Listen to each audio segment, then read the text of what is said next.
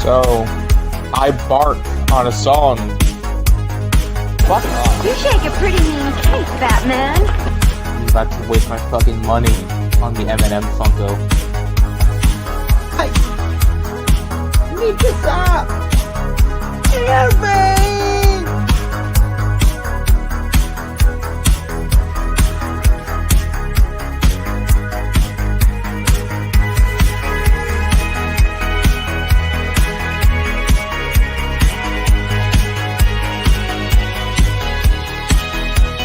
That's you, manual then. What are we going to do? Sorry I'm late. Bring me that horizon. Afraid I got lost on the path of life. You gotta go.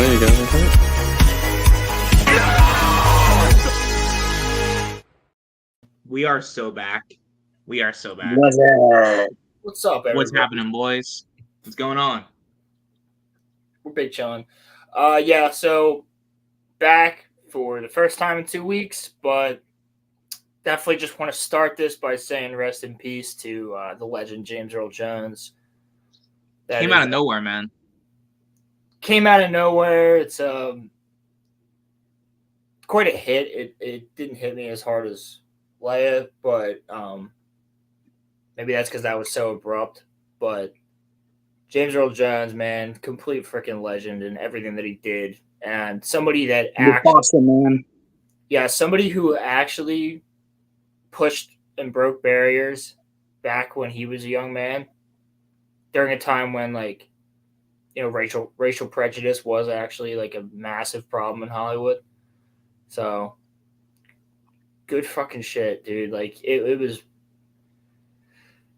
He's a legend forever, and you know Disney's gonna milk his voice forever. So, well, they have the rights to it. So. Yeah. They have the rights, so he'll be Darth Vader forever. But it'll be really weird. Beyond the day he dies. Yeah.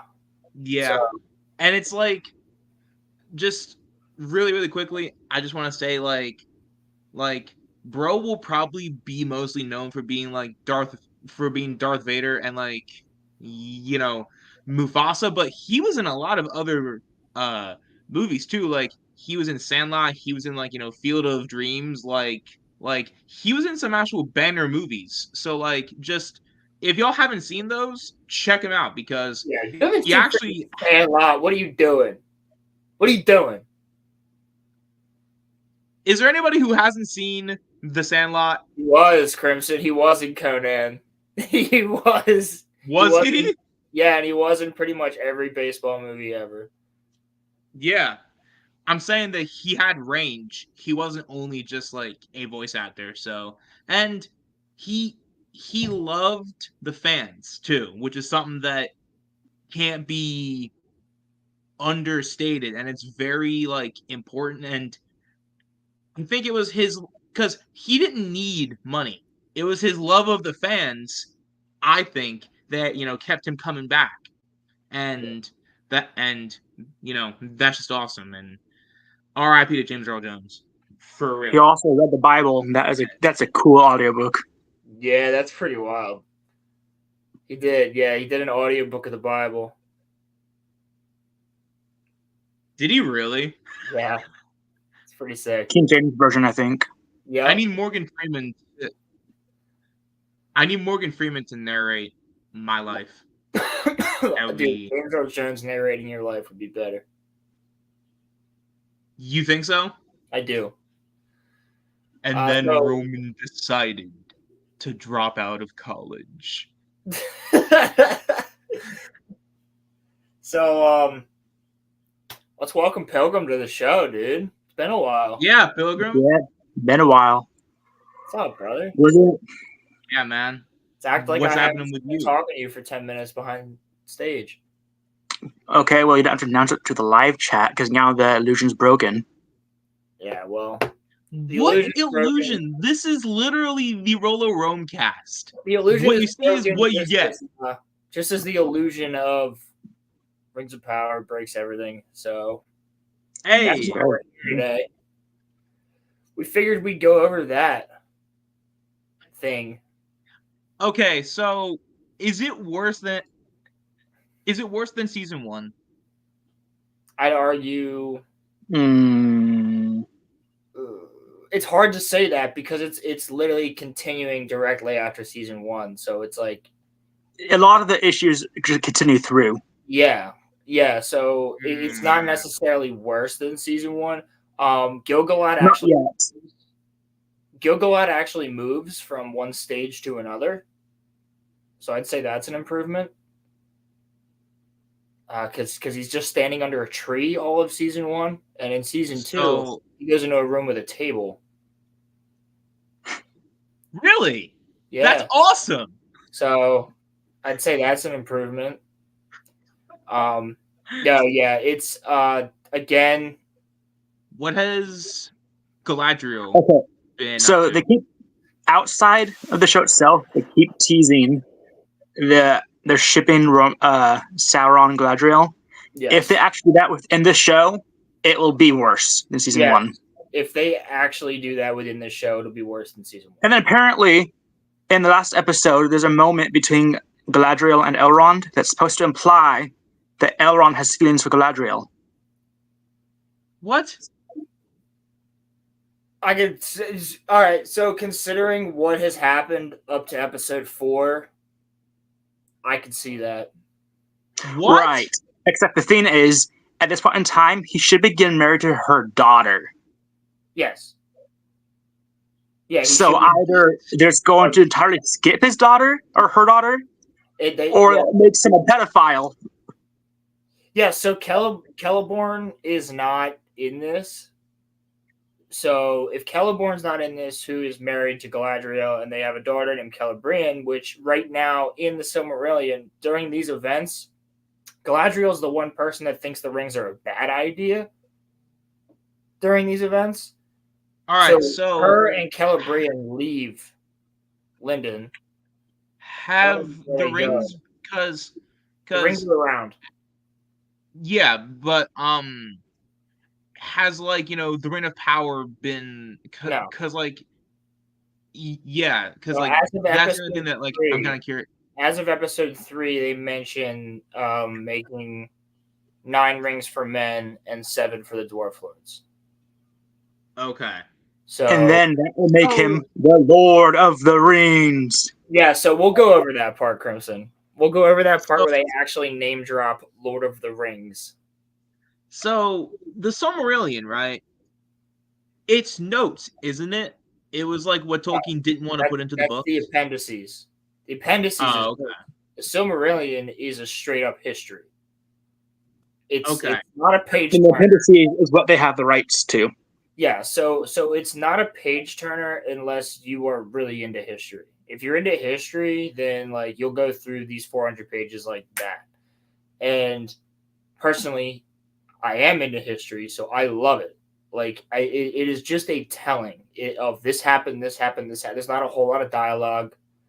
There's not a whole lot of like back and forth between characters. It's more so like this character came here and that character went there, and then this character said this and that other character said that, but then they both left, and then they went here, and then they did this, and then they did that, and then they did this, and then they did that. So it's Tolkien's work, but they're just taking it and using their own spin. Is basically what they're doing. Well, here's the thing. They're starting season 2 with what should have been in season 1. Mm. And that's Anatar, the Lord of Gifts, arriving. Yeah. So, except this time, he's Halbrand, who never existed in the book. And all of season 1 didn't happen. So, it's like they're trying to fix what they already made, but it's very blatantly obvious that they're trying to do that. So they've already like fucked up because you've already got Numenorians where they shouldn't be. You already have Elendil and Isildur, which should not even be alive yet. You already have Queen Muriel doing things which she shouldn't do. She's barely in it. Blind bitch. Like, yeah, she's a blind hoe. Farazan, who's actually like discount Jack Black. Yeah, like straight up, which I could show you a picture of him in a second. Yeah, so like everything going on in Numenor shouldn't be happening yet. Everything going on with I would say, Pilgrim, would you disagree with me saying that the dwarves are like the most interesting part of this? I can't stand Disa, the fat, annoying black dwarf. Me neither. So no. I can't stand her either, but at least there's writing there. Brittany What's up, Brittany? Marie, what's going on?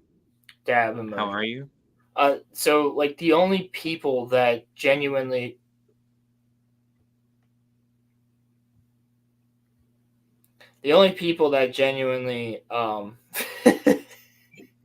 Screw off, Roland.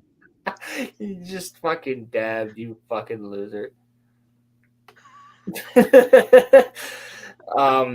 Yeah, the only people that I find actually interesting so far would be what's going on with the dwarves. I'm not necessarily saying that's Disa, but it's like what is happening has better writing than the rest of the show, and I'm almost I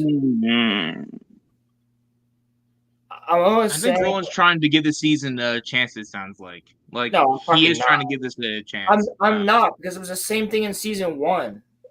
Like the dwarves actually have a story going that makes a little bit of sense. I'm saying The this. story is that the father and the son are both pissed at each other, and they're both children, and then neither one of them can apologize to the other one. So they're going to continue to risk the falling of their kingdom because they can't get over a fight they had. But I want to go over this real quick. Not even real quick. We're going over the show.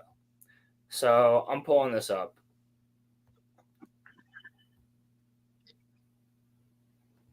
Oh God. We're doing this, people. Why is it an hour and 12 minutes? Shut up. You can't even complain because I watched 4 hours of this. I watched 4 hours of it. You chose to do that, Roland. You chose to do that. Season 2 starts with a scene which is just ridiculous. Roman, it has venom in it, so you might be interested. It does. It does have What? venom in it. Does it really? Tom Hardy's in this? No. Oh. I thought, yeah, my sound's off. All right, so it starts with freaking Sauron and Adar. Well, a different actor for Sauron and Adar. This is Sauron. Oh, fuck. Okay, but just right off of the bat, Sauron shouldn't even be here, right? No, he's here. It's just like that's him. So this is the beginning of season 2. And the beginning of season 2 is quite literally. What's up, Phantom? I see you in chat. What's up, Phantom?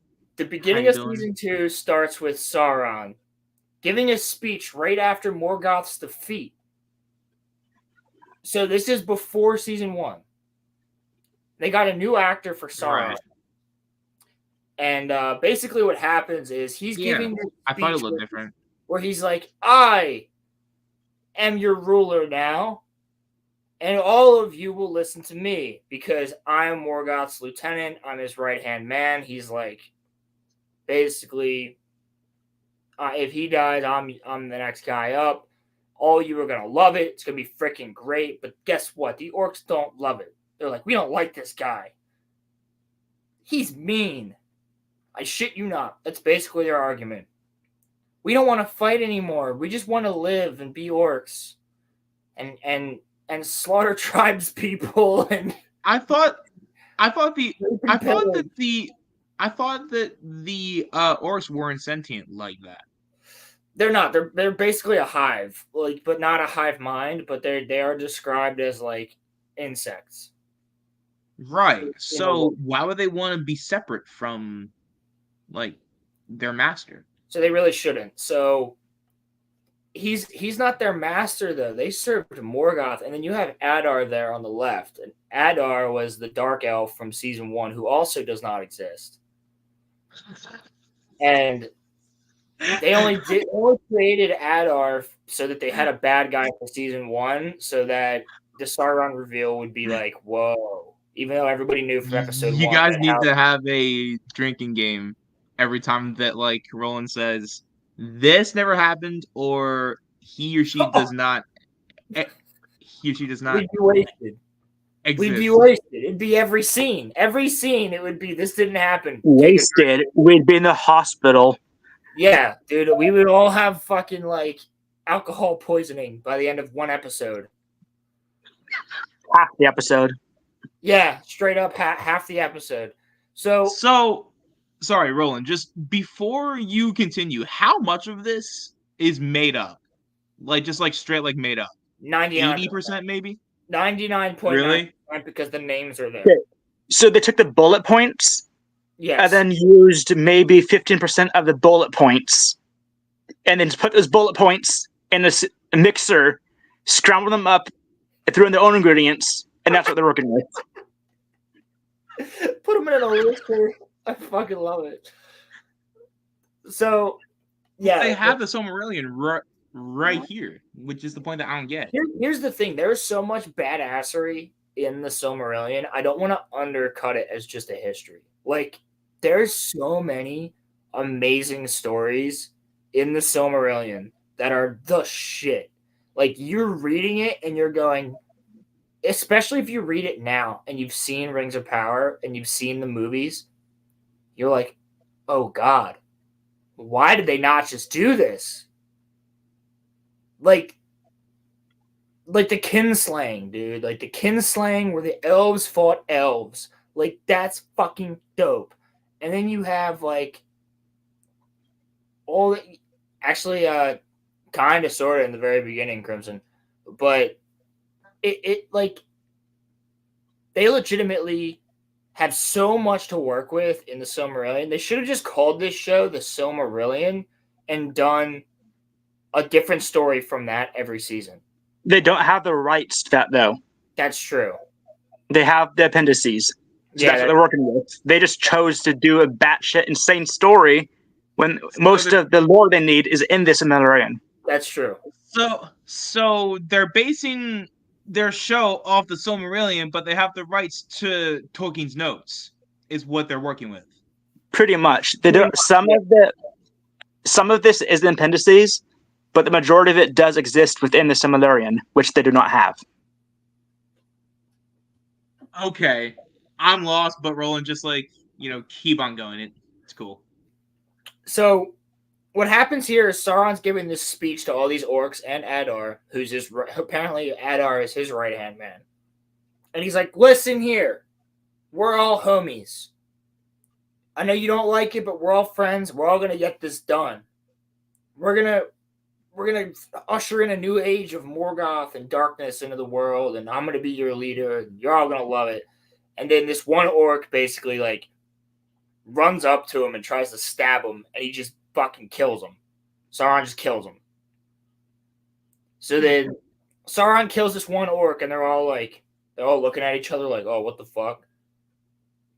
And then he's about to be crowned after saying more shit, and the orcs are like, "But I don't want to go to war. Why are we going to war?" And then, so the orcs, which are literally a being of chaos, do not want to war. They just want to live freely in their own land. So that's just Okay. So people made a big deal in season 1 with all the orcs being white, and then like having the stupid something I'm sure I said on YouTube, black elf on chains, and it's supposed to be representation, whatever. I didn't really believe that. Like, it seemed to stretch too far. Yeah. But now, I don't know if you noticed, now that in season 2 they're making the orcs be a marginalized group, they are a lot less white. Yes. None of the orcs are white anymore, and they're all a marginalized group that's just everybody hates, and they feel really bad about the fact that everybody hates them. So, Bro. dude, the orcs are an allegory. Let me just like preface this by saying there's a lot of allegory in this show, and the one thing that Tolkien Of course there is. It's modern hated day. was allegory. Well, Tolkien Tolkien hated had allegory. more nuance in his writing. Tolkien It has wasn't. been, like, there is so many points where Tolkien has stated he hates allegory. Yeah. He never uses it. And then you have this, and the orc tries to stab Sauron, and then it continues where he's talking, and then he's like, all right, crown me king. So they get this spiky crown out. Here, let me see if I can find the spiky crown. The spiky crown? By the way, yeah, Sauron, like, snaps that orc's neck. So, Adar comes up with the spiky crown, Why did they make this show? and Adar is holding the spiky crown above Sauron's head. Crimson, that is really true. Tolkien preferred applicability to allegory. That is very, very true.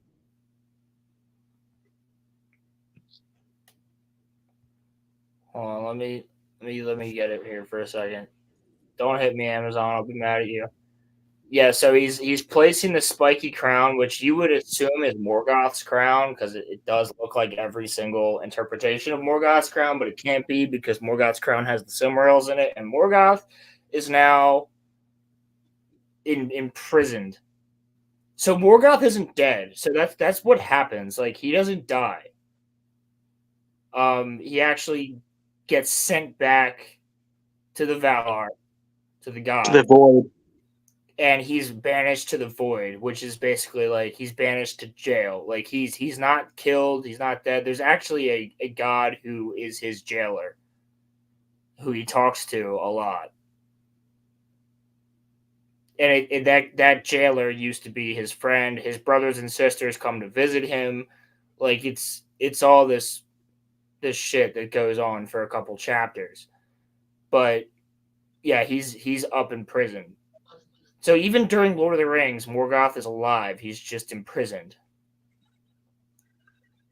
And Morgoth is like he's a Valar. like He was a Valar. I'm saying he was like an all powerful being, right? Yeah, he's the son of Eru Ilúvatar, and Yeah. he ends up being the Chaos. It's Satan. He's Satan. Yes, he's Satan. So he ends up being the Chaos. That's why didn't Sauron free him then? Why didn't he can't? Sauron free him? He can't. He can't, and he doesn't want to. Yeah, he also didn't want Oh, to. okay. But so keep in mind that in the lore, Tolkien stated that Sauron is only considered less evil than Morgoth because he served another. So because Sauron didn't fully serve himself and served Morgoth, he's only less evil in that way. Other than that, they're just as fucking evil. But Sauron is only less evil because he served Morgoth. I don't know if I buy into that one, but if that's what Tolkien said, then sure.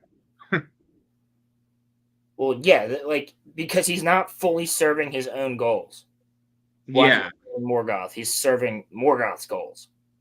Yeah, but then he tries to massacre the whole, world when he... Technically speaking, he tries to bring the whole world to heel in Morgoth's image. Okay.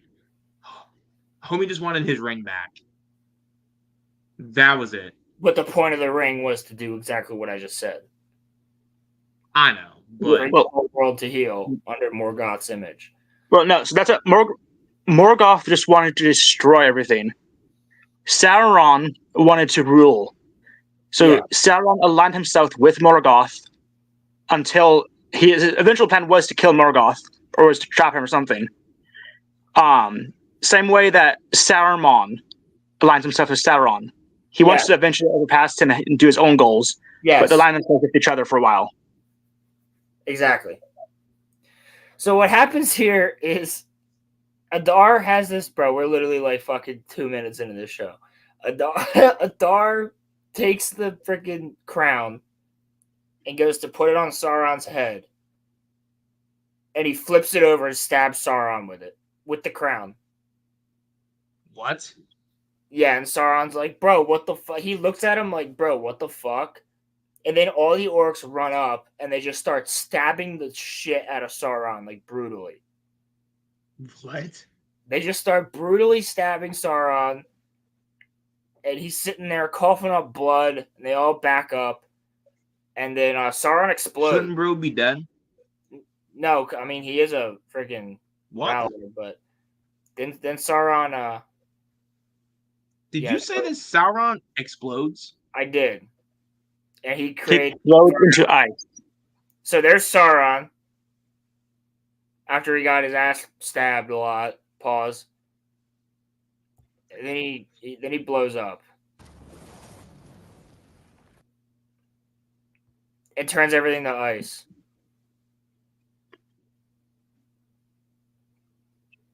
Then Didn't Sauron, know that Sauron's a waterbender. yeah, so Sauron's basically like the Avatar. If you guys didn't know that, no, I'm kidding. But yeah, no, he blows up and turns everything to ice. And Faradwaith is created because in the north it wasn't cold until Sauron blew up. Apparently, What? this is actually the tower where Galadriel in season 1 was climbing it, and she gets inside, and then she's like, "Our torches don't even give off give off heat. It's so dark in here." I hate this show. So I then, forgot about that. Fucking hell. then we have all the orcs wake up. So everybody wakes up, and then they're all looking around. They're like, "Yeah, he's dead. Hail Adar! Hail Adar! Hail Adar!" And then Sauron, you see all of his blood drip down through these cracks into this cave, and then all his blood pools up into a puddle, and this little rat comes up, and this little rat starts licking the blood, and then the venom symbiote comes out of his blood and like rips up the rat, pulls it in, What? and then you see like a couple flash shots of him eating bugs, like the symbiote is like eating bugs and centipedes and shit and rats. And then it starts like eventually it's crawling out and it looks like half a person. And then you get this shot here. Yeah, I'm not even gonna lie. It would be a lot more entertaining if this was some weird bullshit origin of Venom. Yeah, honestly. As a Venom fan, no. Why not? Like, let's just bring in the Marvel universe into Middle Earth. Let's just do it at this point. Crimson, Eminem's song Venom. All of them are bad. Stop. All of them are bad. Yo, that's crazy. Yoakum, you don't know who you're talking to, bro. Yeah, a guy who likes the Mars candies, M&Ms. You're talking to two massive Eminem fans here. I'd say I'm pretty big. I still hate his one album. You're pretty big. Okay. Pause.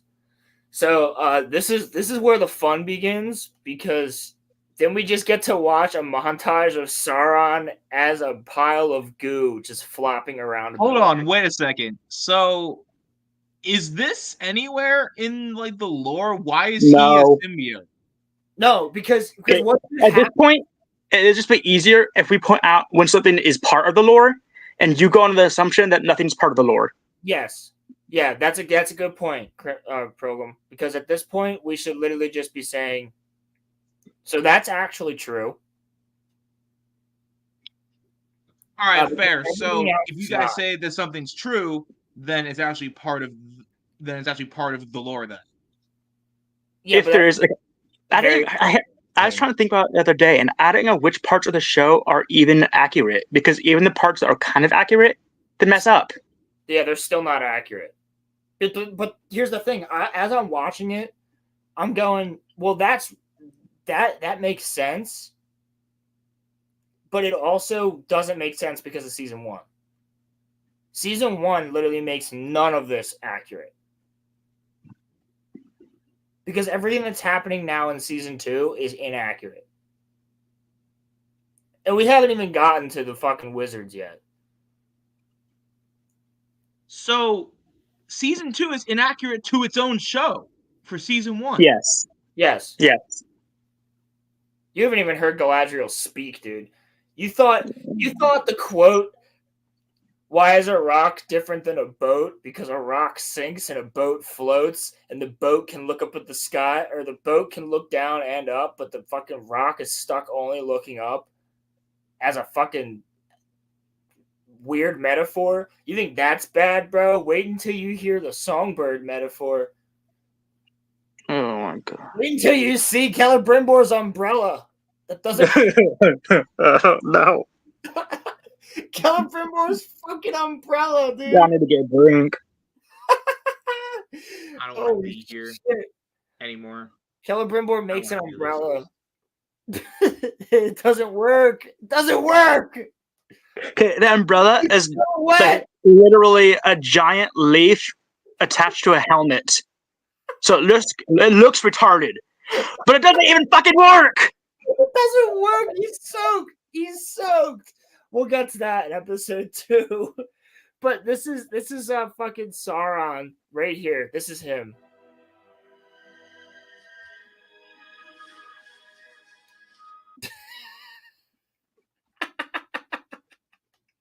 He's just flopping around, dude. He's flopping around. Honestly, it might be an insult to call him Venom. Yeah, I think it is. Yeah. So Sauron, Because we literally just get shots. Venom's cool, bro.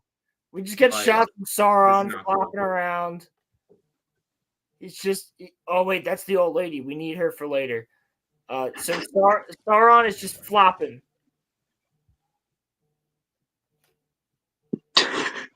Oh my god. Flops into a road.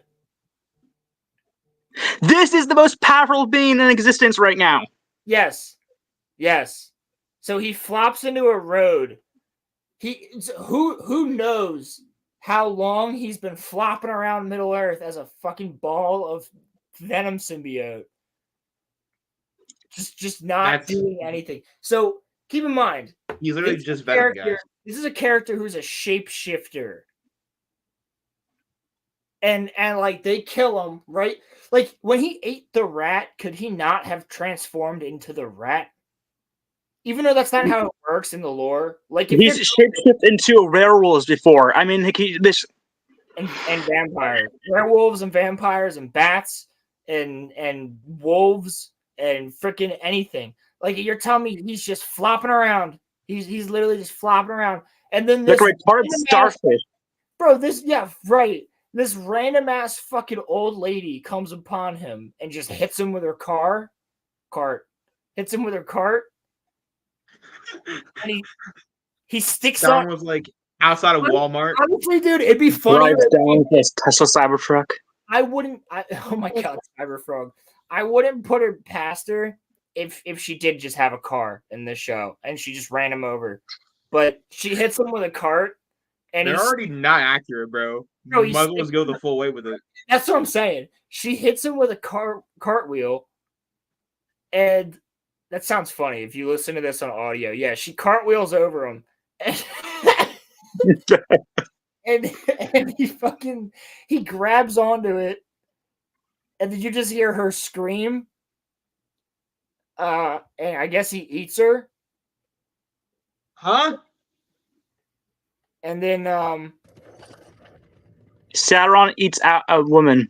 yeah, he just eats an old lady, and the cart shakes a little bit. He's got better game than me. And then he comes out looking like Halbrand.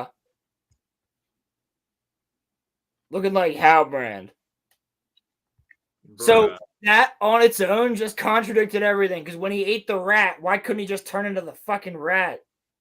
But then he eats a person and just turns into Halbrand. He eats an old lady. Why does he not come out looking like an old lady? I don't get this. It makes no He's sense. choosing his gender, okay? He's non-binary. Oh my god. So, Pilgrim, did you watch? Non-binary Sauron. Fucking A. Pilgrim, did you watch fucking EFAP last weekend where they were going over this? No, not yet. Oh my god, dude! There's a scene where they're talking about what if Círdan actually threw the rings? They're like, well, we'll just keep killing Sauron, and he'll freeze the ocean. And we'll just keep killing him, but we need an old lady, so just keep getting old ladies. We'll wait a little Crimson bit. asked a really good question in chat. If y'all could answer, why did Sauron get hurt by the crown It makes no in- sense. He in gets the first stabbed, place? so he dies. So we're talking about someone who at that point in time could literally shapeshift into anything. He could shapeshift into a fucking Balrog if he wanted to. Could he like become a Because dragon? he was on. I'm not gonna give a stupid spoiler warning. So he's on Numenor when it goes underwater and basically becomes Atlantis. He gets like thrown up onto land. He lives. He takes damage. After that, he's no longer able to Shapeshift. shapeshift. There you go. But he takes damage from it. Even that doesn't kill him. But that was a calculated risk. Like, he knew he would take damage. He knew that was going to hurt him by being there. But he, like, if I'm here, I'm fucking enough shit up. The point is, he's on an island that gets completely destroyed and only takes damage. In this show, he gets stabbed by some thorns on a crown and he dies. And then he gets shanked by a ton of orcs. We're talking about the guy who literally, with one slap of his mace, killed like 7 people at a time. Like, you see that in the beginning during Lord of the Rings. He's just one smack, and he's tossing 7 people like 20 feet and like breaking them instantly. Like, not just people, elves and Numenorians. Yes, elves and Numenorians, Numenorians are not just men. They are half elf, half men. They are fucking strong. They're stronger, they're taller, have better agility. Yeah, they're all like fucking 6 feet tall at least. Like, that's average. Like, Elendil was tall for being like 7'9". Like, you're talking about a guy who's 7'9" is massive though. Like that's huge. Yeah, the Numenorians were huge.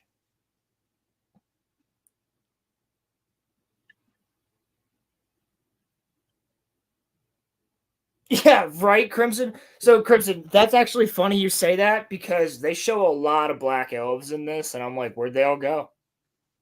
Don't forget, there's Asian elves now. Yeah, there is. There is Asian elves. Shout out to X-Ray Girl. She's really good. Kind of fun, I don't know why, but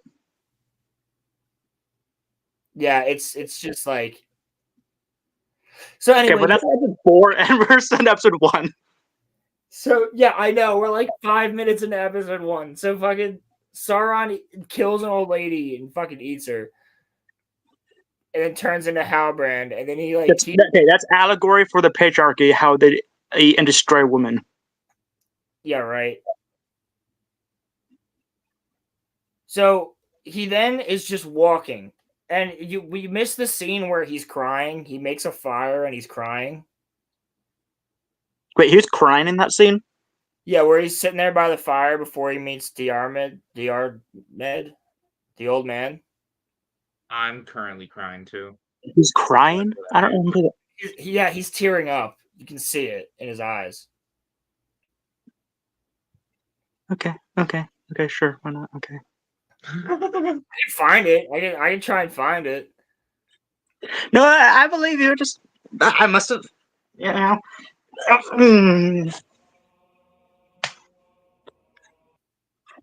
Hold on. Yeah, let's just see. Let's just see right here. I'm pretty sure.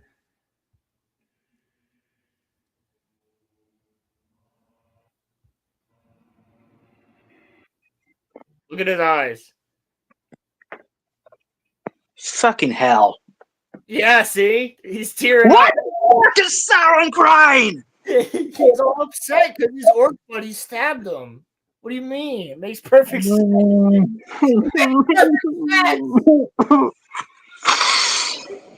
God damn it! Fuck. Sauron's sad because he got stabbed by his friends.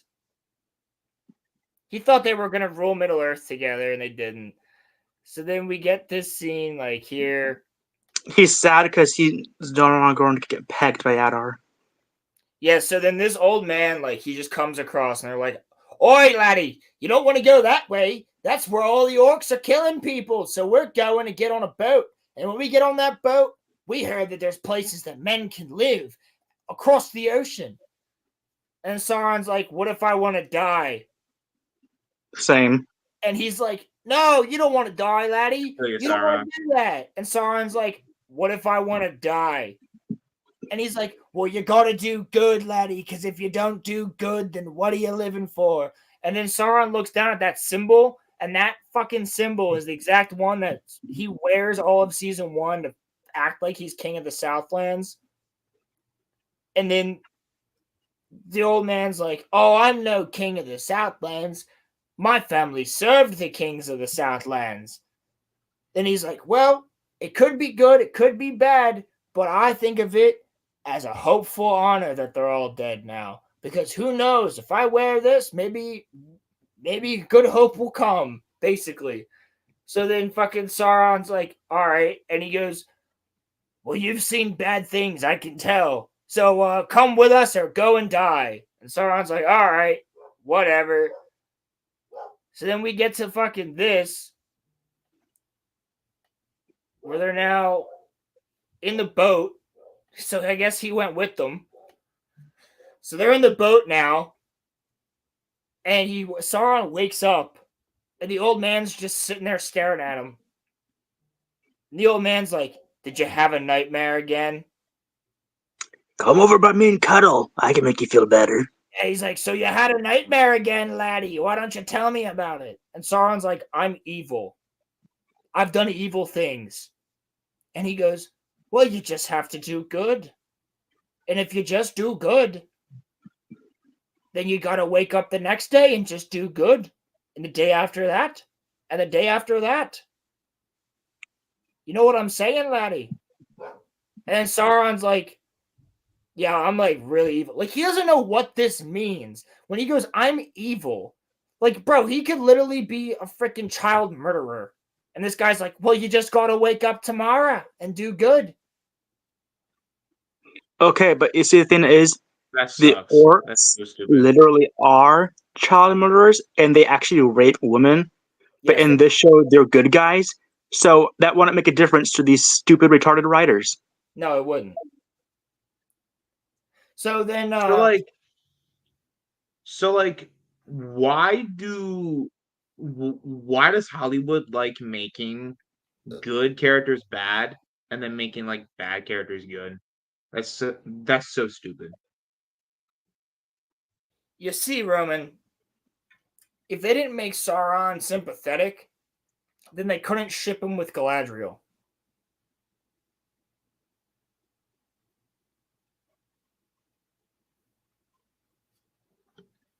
Sigh. You know what I'm saying?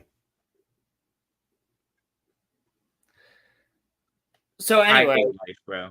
yeah, so anyway, then a sea monster attacks. And everything's going to shit. And Sauron's like, "Hold on to something." And then the sea monster starts attacking. And then Sauron, like, the old man gets crushed under a board. And he's like, "Help me!" And Sauron runs up to him and looks at him in the face. When he's got this big ass fucking, like, beam across him. And he just steals the Southlands pendant and runs away. But as he's running away, Facts, Pilgrim. Crimson. I am a big, big bigot. he gets knocked into the water. And then he gets knocked into the water and he's sitting there and he's looking. And the sea monster starts coming up to him. But right as the sea monster comes up to him, he really stares at it instead of just staring at it. And it turns away.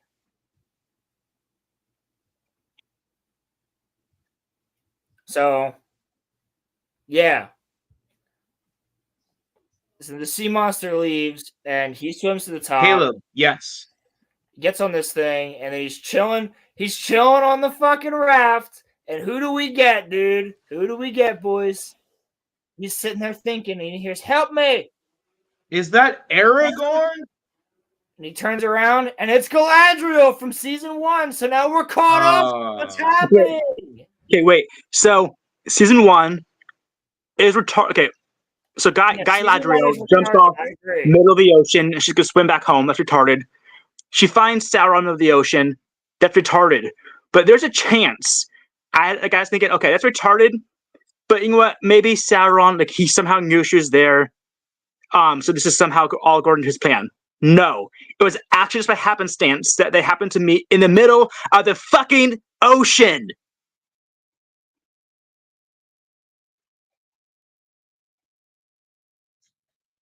Pilgrim, are you good? Yeah, I'm good. No, I mean it's facts. Like it's the most dumb shit in the fucking world. They end up meeting in the middle of the fucking ocean. Holy shit. In the fucking world. Holy shit. I mean, like, the odds are just so low of that actually happening. And the fact that it happens is crazy. You know what the odds are low of? Her surviving a fucking 500-mile swim from Valinor to fucking Middle Earth.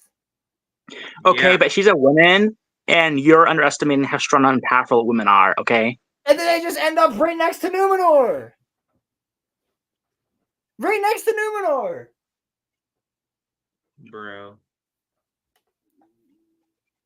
So then, yeah, we get that, and he smiles and he says, "The tides of fate could be flowing in or flowing out."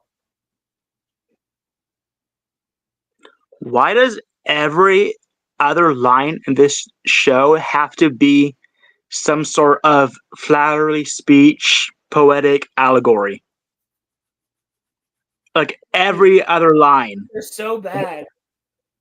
They're so bad. Some of them are like the stupidest shit I've ever heard. It wouldn't be like the. I think the issue I think is that there is every other line. Like if there's just one here or there, they'd be bad, yeah, but it wouldn't be as annoying. But because every other line is meant to be one, it's just continuously bad after bad after bad. Yeah. That's Wait until we That's get into when crazy. Celebrimbor makes the That's moon wild. runes. So then we pick up right after season 1, and Galadriel is chasing down Elrond, and that's actually a perfect shot because she's doing the fucking thing that the ring wraiths were doing to Frodo's face in the Fellowship of the Ring when they're trying to grab him while they're on the horse. But she's doing it to the rings because Elrond is the only person with a brain in this first episode. He's like, "So Galadriel, you told me that Sauron made these rings, and now you all want to wear them. That's a bad fucking idea." So he leaves to bring them to the king, Gil-galad. And she's like, "No, come back, give me the rings." And he's like, "That's exactly why." He's like, "You're fucking acting crazy. That's exactly why I should not give you the rings." I'll be He's fucking. I'll be right back, boys. He's riding, and then Elrond, like, she shows up, and this fucking twat is like, "Oh, I'm sorry, Commander. Commander." I fucking hate how they all refer to her as Commander because she was the commander of the Northern armies. It's so fucking stupid. They're like, "Hey, Commander Galadriel, sorry, but you have to come see the king." So then they go up to see Gil-galad, and he's like, "Is it true? Is Halbrand not who he says he was?" And she lies. She lies to him. And then he's like, "I can literally see you lying." And then she's like, "Well, actually, like, he's not a man." He is no man. So they repurposed that line. He is no man. And then blah blah blah blah. He is Sauron. No. He's Sauron. Yeah, he is Sauron. And They roll the R's so much. then Gilgalad curses in Elvish. Huh? In Sindarin. He curses in Sindarin. And then apparently Elrond didn't even know that, because then Elrond's like, what the fuck? He's like, yo. So he not only is he not who he says he was, that you made these powerful ass rings with, but he's fucking Sauron. And then Gilgalad's like, all right, Elrond, give me the rings. And Elrond's like, no, I'm not doing that. And he's like, give me the rings. I should have the rings. And Sauron's like, you're doing what she's doing. Like, this is weird. You guys are all acting crazy over these fucking rings, and Sauron made them. Why am I supposed to think none of you were being corrupted by it? And she's like, he didn't even touch the rings. And then fucking Elrond is like, bro, what do you mean? They weren't. Okay, for context, the reason they want the rings is because in this show, Lyndon and all the elves are dying, so they need the rings to preserve themselves. So that's why they want the rings so bad. Because the rings are now made of mithril, which was never a thing. Which is made from a Cimmeral, apparently. Yeah, because now mithril came from a Silmaril, which I don't understand. Because one Silmaril just created mithril. I am so lost. So, for anybody that doesn't understand what a Silmaril is created by Feanor, who was one of the first kings of elves, and he was the first elven smith, and he created the most beautiful crystals known to man, known to elf kind. And so beautiful that even the Lord of Darkness, Morgoth, coveted them. And the Silmarils were remarkably powerful. They actually had the light of the two trees imbued within them from Valinor. So they were considered perfect. And they were. They were all lost eventually. But now, in Rings of Power, some guy fought with a freaking Balrog over a tree, and somehow the light of the Silmarils ended up in the mountains, which is mithril.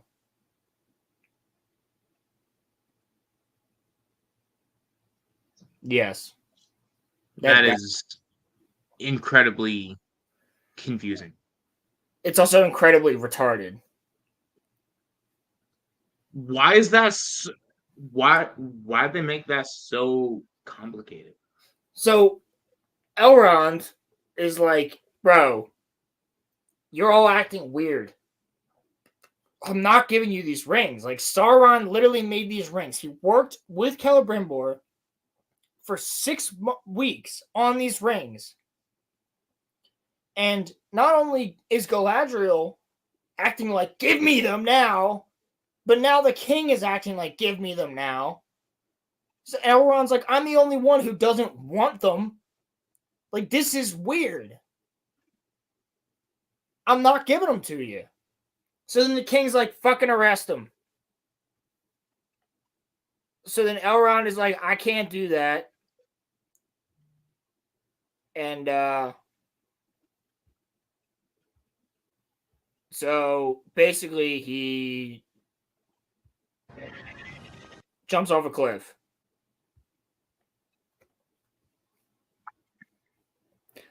Which is a callback to what Elrond's mother did. She died. She died. Yeah. She fucking Jump died. off a cliff and you die. Yeah, Unless she you're Elrond. died. She jumped off a cliff and she fucking died. But Elrond doesn't die.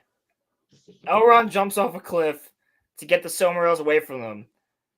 And I just have to say, so he goes to the oldest and wisest of them all, which they continuously say.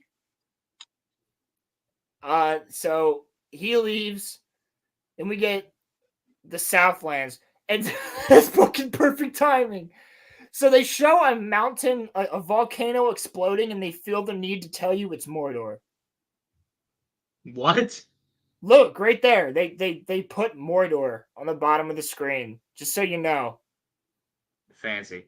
Just so you know, this is Mordor. It's not as bad as when they activated the volcano in season 1, and they had the words "the Southlands" burn away, and the words "Mordor" reappear. Yep. It's not as bad as that. So they're like, by the way, this is Mordor, just so you guys know. And then we get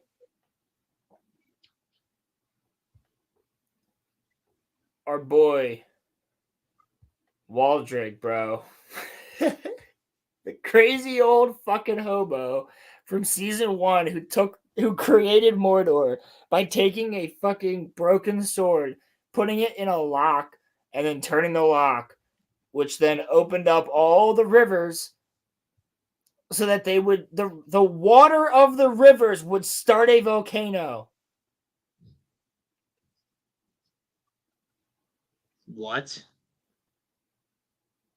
So old man Waldrig is now the right hand man to Adar, and I'm just saying, dude. Like I'm with the EFAP boys on this one. Just make Waldrig a fucking video game. Fuck Lord of the Ring. Fuck Lord of Ring Gollum. Fuck Lord of Ring Gollum. I want Lord of Ring Waldrig.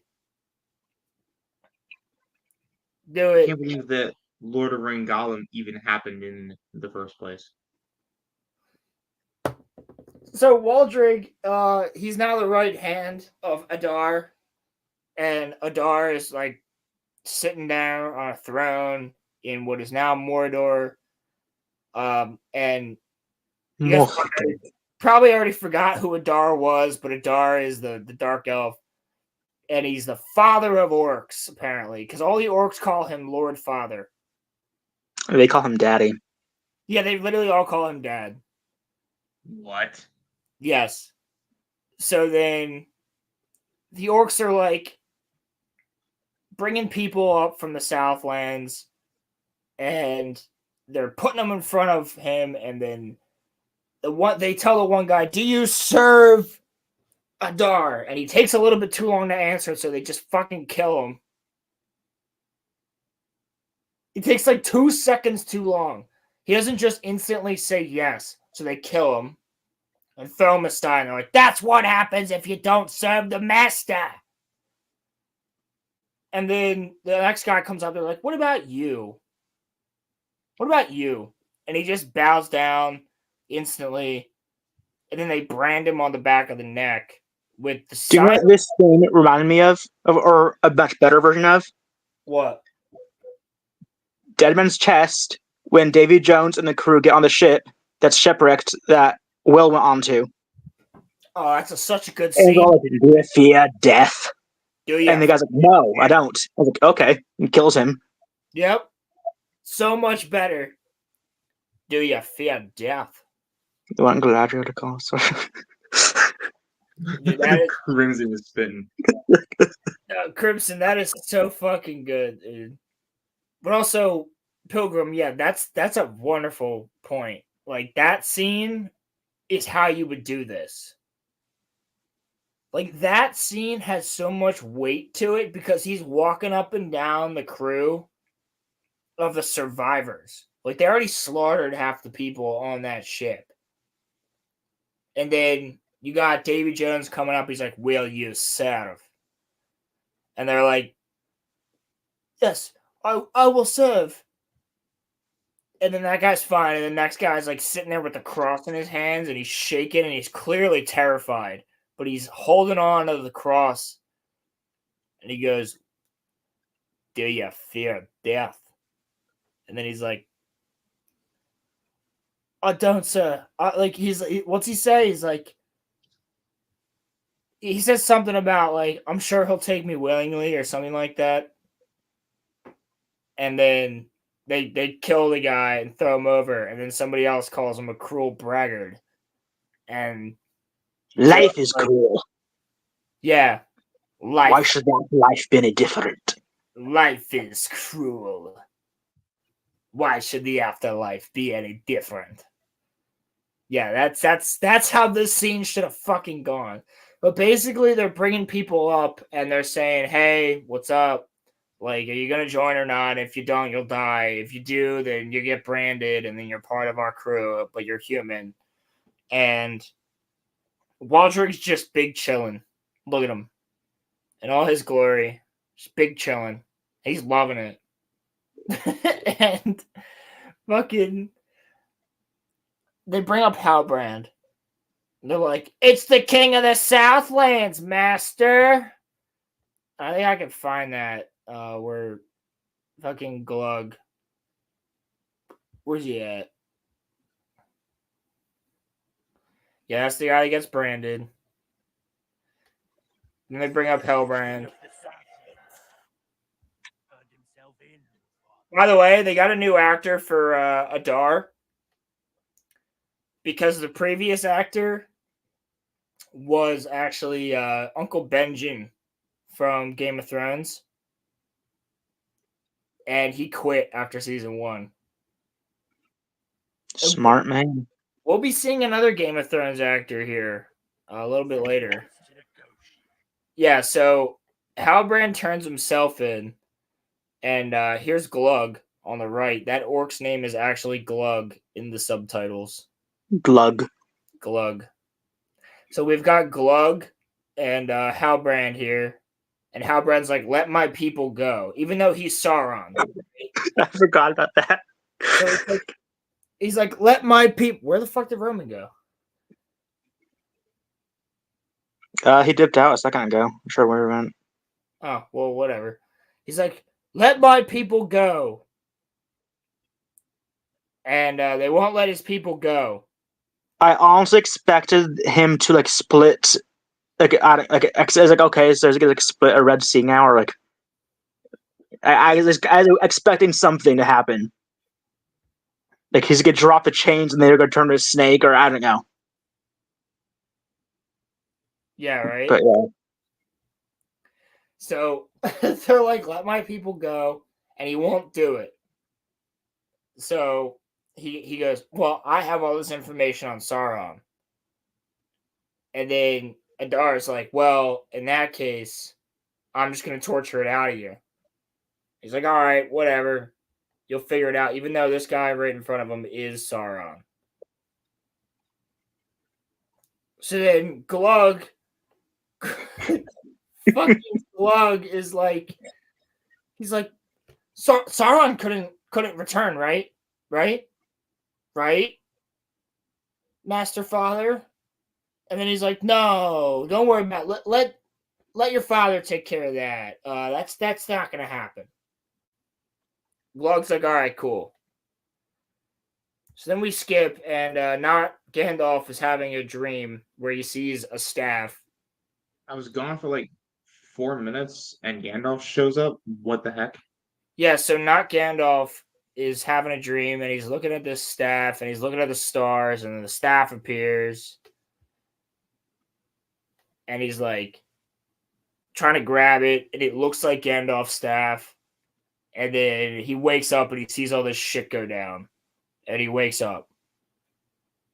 And then we skip to fucking Nori and him. The fake hobbit that shouldn't even be around yet.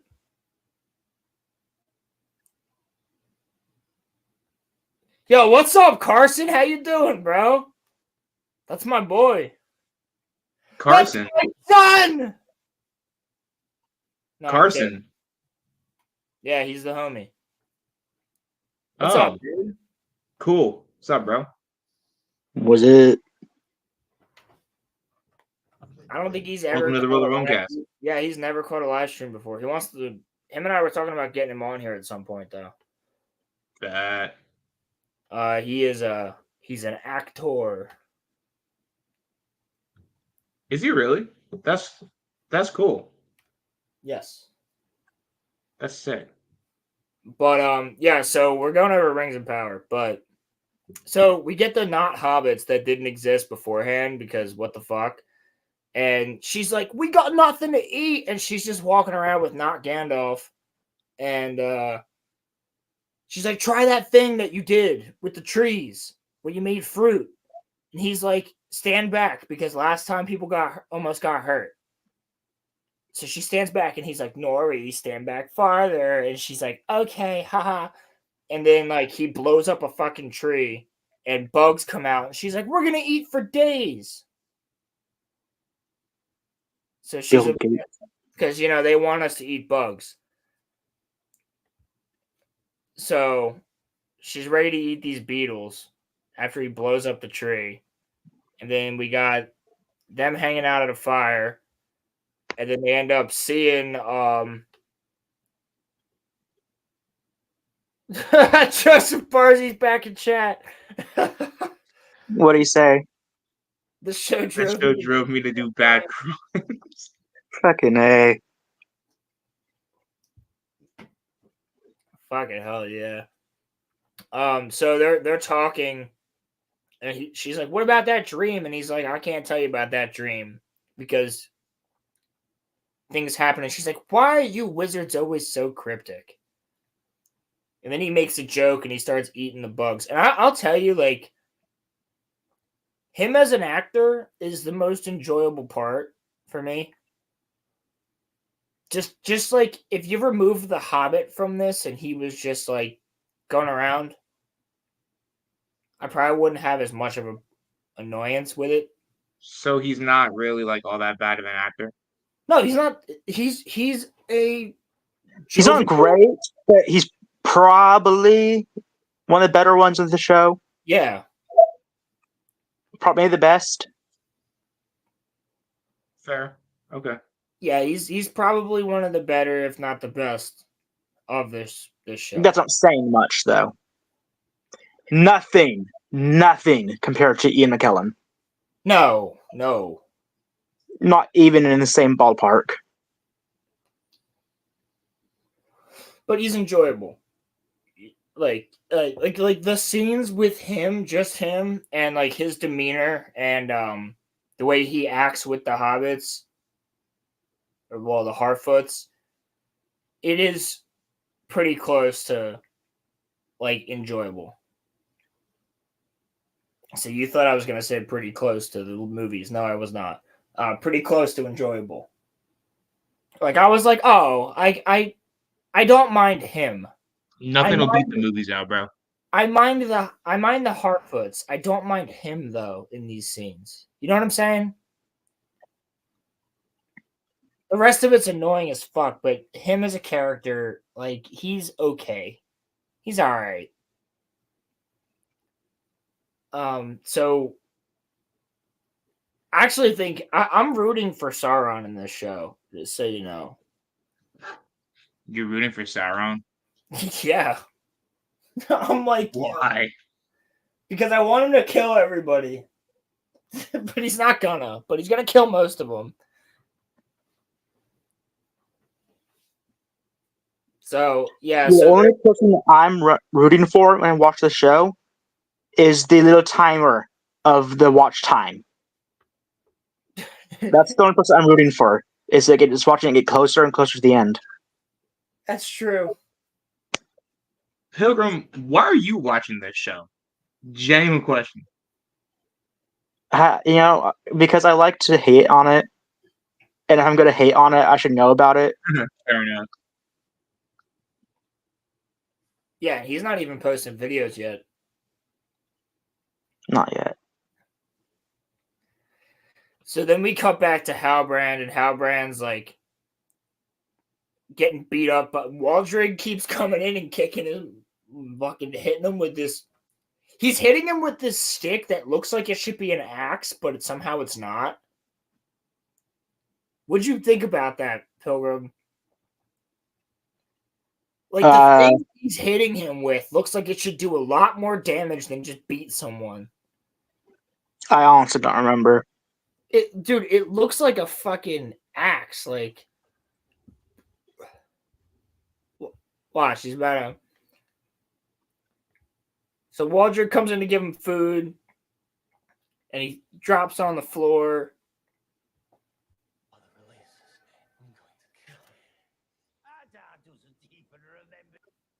And he's like talking shit.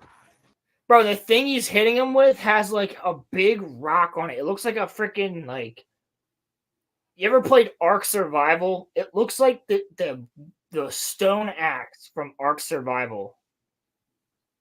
Like that would hurt a lot. That would like do a lot more damage. So he's beating up Halbrand because Halbrand still hasn't given away Sauron to them. So then he ends up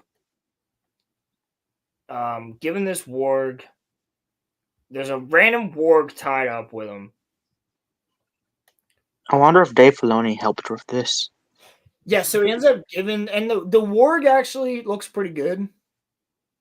And they make it do a thing at one point when it's barking and growling that dogs do. So I've seen like an angry pit bull specifically do this. Would you guys believe me if I told you that like some Disney people were like credited on the show? Are they? I think so. Let me check really fast. I saw something on Twitter earlier. Sauron's about to have an intimate moment with it. Comes in. Yeah, Sauron is about to have an intimate moment with it. And he does. So Sauron talks to the warg. He gives the warg a bone, and the warg is all like, He bones the warg. Sauron bones the warg. yeah, facts. So the warg is like, and then he's like, yo, here. And he gives it a bone, and he starts speaking black speech to it. And then that's it. So he's speaking black speech to it. And then we cut to the Grey Havens. Which, if anybody doesn't know, the Grey Havens are where eventually Frodo, Bilbo, and Gandalf will depart with Elrond and Galadriel from Middle-earth at the end of Return of the King. And go to Valinor. So that's the Grey Havens. And in the Grey Havens, I we thought get that place Elrond. looked Elrond familiar. Elrond is sitting under a bridge for quite a while. And then we have a certain character who's gonna show up who is very fucking important in the books. And that character And old. And is wise. Círdan the Shipwright. And Círdan the Shipwright is the only elf ever to have a beard. Ever. And Círdan the Well, Shipwright. because- So elves have 3 stages of life. They have like their young adolescent ages, then they have their adult life, and then they have their old stage, 3rd stage of life, the old age. Elves rarely reach that stage just because they usually end up getting killed before then. He's one who's managed to live that far, and it's only once you get to that 3rd stage of life that they can grow a beard. Exactly. And Círdan is fucking an awesome character. He's the one who first led elves after Feanor to Middle-earth. He was part of he was the ones that did the kinslaying on. They attacked Círdan and stole his boats to get to Middle-earth. Círdan followed. Círdan is one of the oldest, if not the oldest elf in Middle-earth right now. I would say the oldest. He is, yes. And so they continuously say that Círdan is the oldest and wisest, and Círdan also ends up having the Ring of Water. So he gets There's one a of the water other ring? rings. Now that There's is, a water ring? yeah, there's the Ring of Fire, the Ring of Water, and the Ring of Adamant. Ah, okay. Galadriel has the Ring of Adamant, Gil-galad has the Ring of Fire, and then Círdan has the Ring of Water, I believe. That's cool. And Círdan is just he's a dope character, bro. He's the one who created boats in general. His boats weren't needed on Valinor. So he's just the guy who created boats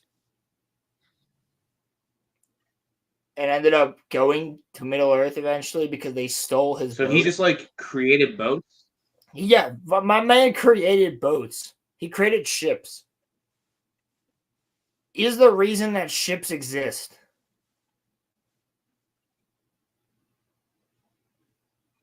He's the shipwright. Círdan the shipwright. That's crazy.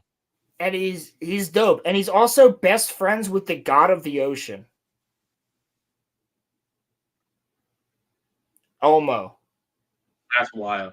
He's best friends with Olmo. Which is a Val. He looks like Santa Claus during summer Pretty in much. this show. Yes. So this guy is best friends with the freaking god of the ocean, who is basically, he's a Valar, so he's the son of Iluvatar. So he's the best friends of one of the sons of Iluvatar, which is Basically a demigod or like an angel. basically like Zeus's children. Yeah. He's friends with Poseidon.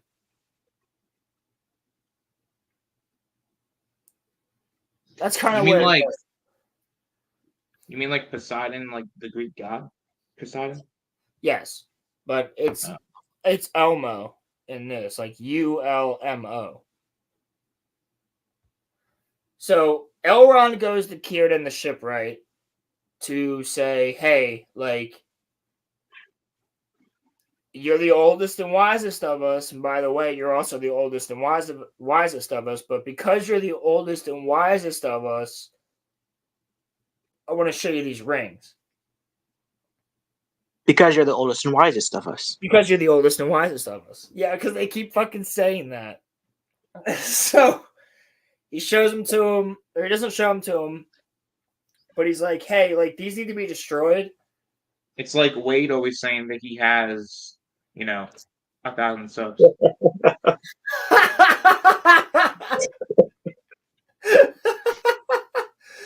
So then we cut to Galadriel and Gil-galad, and Gil-galad is sending a message to Celebrimbor going, "Hey, Halbrand of Sauron, just so you know, Halbrand of Sauron."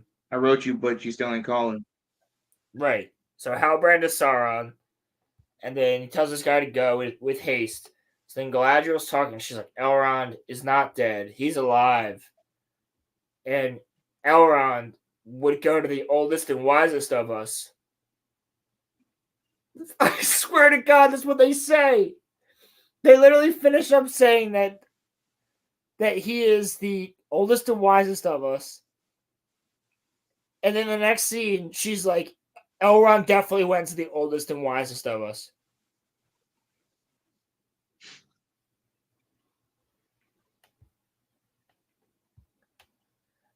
So then they go to the oldest and wisest of us. And there's Círdan, and he's like, "All right, show me these rings." And Elrond's like, "I dare not. I dare not show you these rings." And Círdan actually, like,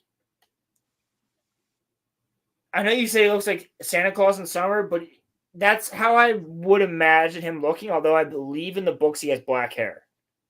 He looks like a man. Like I think it's actor or like he doesn't have makeup. I don't know what it is. He looks too much like a man. Like He shouldn't have I wrinkles. just see that as someone on Numenor. There's nothing elvish about him. Yeah, no, I agree. There's nothing elvish. He looks like a Gondorian. Yeah, like I said, someone on Numenor. Looks like someone I just see walking through Numenor in this show. Because the Numenorians are also wrong, but whatever. Yeah, I mean, if they gave him less wrinkles, maybe, or cast a younger actor, but gave him the facial hair and the long hair, I could see it. Maybe even like I don't want to use the same guy, but like the actor who played Thranduil would have been a good Círdan if you gave him a beard. Lee Pace is his actor, or Yes. Lee something. Yeah. Because he looks more elvish. You know what I mean? Yeah, but also I kind of think he just wants to stay away. Like I don't know that he'd want to come into this at this point. No, he wouldn't. He wouldn't. I'm not saying use him, but use someone who looks elvish. Yeah, exactly. Yeah, Like that's what Peter Jackson did when it came to casting elvish actors. He casted those who had high cheekbones, like elongated jaws, like things like that helped because they did not look like every regular person. Basically, just really fucking good-looking people. And you got it. It's really not that difficult. But there was a casting thing there. Like you couldn't have freaking Mark Hamill apply for being a fucking elf. can you imagine if Mark Hamill's in this show? I mean, you could. Yes, but I actually could imagine Mark Hamill. No, Mark Hamill before the accident, yeah. Before what accident? What are you talking about? His motorcycle accident in between Empire or in between New Hope and Empire. That's why he looks completely different in Empire. But they actually put in the fact that he got attacked by a Wampa. That the only reason that he got attacked by a Wampa was because of his motorcycle accident. Ah, That's why they don't show his face. I never knew that. That's why they don't show his face at all except for him pulling off the scarf. They don't show his face at all until he gets attacked by the Wampa because he's scarred up.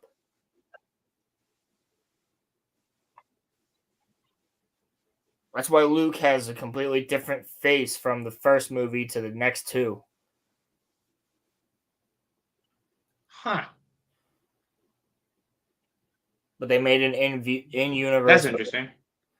I never knew that. So basically, Círdan the Shipwright is like, hey, yeah, whatever, I agree. We should get rid of them. And then Gil-galad and Galadriel show up because they really want these fucking rings. And Elrond talks to her, and Elrond's like, bro, Círdan already left. He's gone. He took the rings. And she's like, Círdan left! You're a fucking traitor! Get on a boat! Let's go follow him! And then Círdan's out here on this boat, and then it cuts back to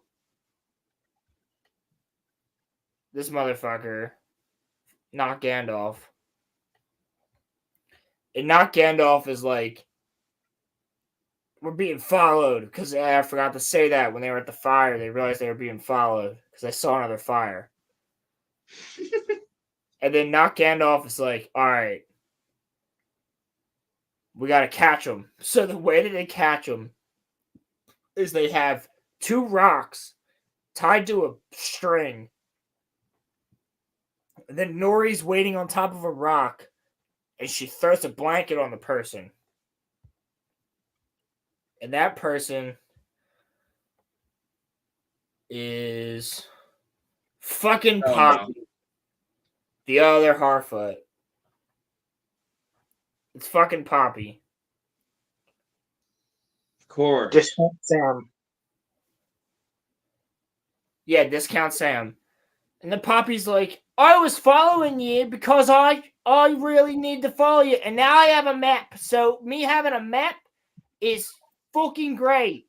So then they Why go are you back making her sound like Omega, bro? because she does. They all have retarded accents. Yeah.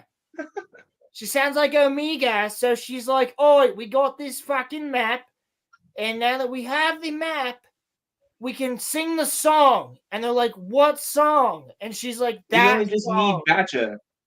We only just So need Batcha. yeah, so then they get Batcha, and then they travel, and then for whatever fucking reason, after they travel, they're like, "Oh, the black sand, yay!" So then they travel, and then we get this fucking shot of the map.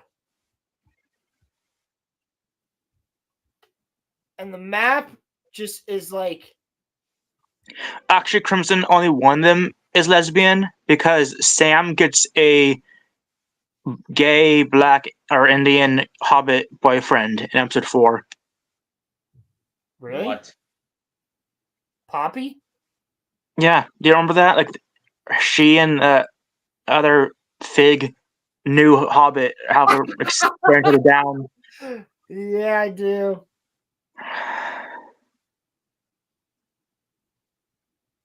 Is what allowed, Balls Mahoney?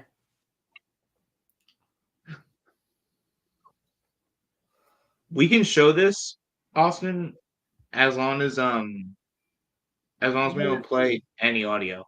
So now we're at the point where they're having a fucking party. No, I'm kidding. So they're back at his dream, and then this guy was looking at him. These are the fucking Mad Max Skeletors on horses I are hate them so much. fucking watching them. They look like something out of Dune, or I don't. They just I don't. They don't. They're like a steampunk. They're Yeah, like steampunk horse riders in Lord of the Rings. yeah, they're steampunk horse riders that have leprosy, and What an odd way of putting it. they are.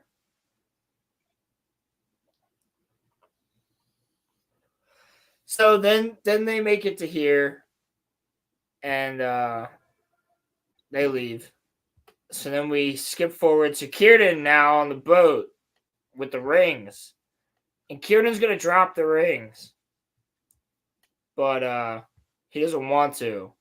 So when he goes to drop the rings, the ocean farts at him. What?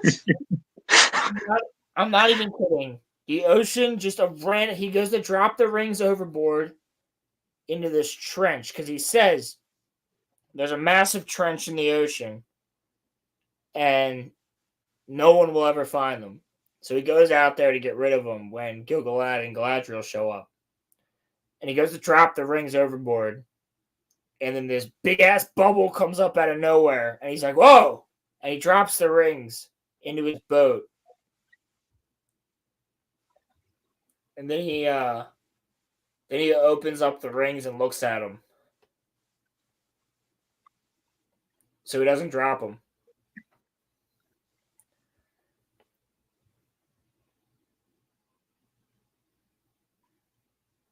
And then we skip ahead to Adar, and he's like, all right, I'll let your people go. Tell me where Sauron is. And he's like, all right, I'll tell you where Sauron is. Halbrand's like, Sauron, definitely not me, is in another form. I don't know what form he's taken, but it's not me. And I will go and find him for you if you let me go. Fucking Crimson, dear God. Well, and Halbrand tells Adar that Galadriel is teaming up with Sauron Yes. to take down Adar, Yes. and he buys that. Adar buys that Galadriel is teaming up with Sauron.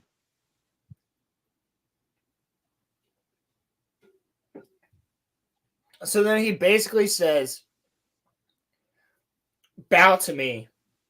And he bows and he goes, at my feet. So then Halbrand gets on his knees and put his head to the dirt and gets on his feet. And he's like, I pledge to serve the Lord of Mordor until my And then he looks up directly to the camera with a smirk. Yep, and he goes, until my last day and his last day. Meaning, I'm the Lord of Mordor.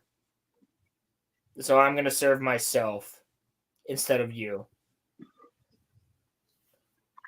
But can't be subtle because he has to look at the camera. Yeah, he does. So then he does that and he leaves. And very true comes in. That is very true. as he leaves, our boy Waldrick, man. Our boy Waldrick. R.I.P. man. R.I.P. the God. Waldrick,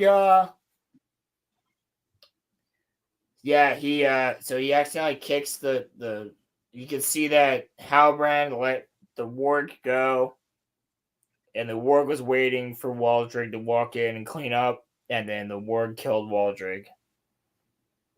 And Sauron smiles and leaves. And we get to this part with all the diverse elves, where 1, 2, 3, 4 are all diverse. Honestly, man, I'm really excited for. I'm assuming it's gonna be the final season 5. when we get the massacre of all the Black and Asian elves. Yeah, It's gonna be interesting to watch. the Black and Asian elves at the War of the Last Alliance. It'll be just them. They all die there, and that's why it's only You white want elves at the end. They'll be the front lines of the War of the Last Alliance. So you want them to rewrite history just for a little bit of a messed up joke? What do you mean? There's no fucking black elves. Or white elves. Yeah. Or fucking Asian elves. That's what I'm saying. Didn't Pilgrim just say that they should be at the Battle of the Last Alliance, or was he like making like a? Oh no, I said that. I said that I guess that's where they'd be, but well, how you guys there's no black or fucking Asian elves in the rest of Lord of the Rings. Right. Die at some point. Another kin slain, this time racially motivated.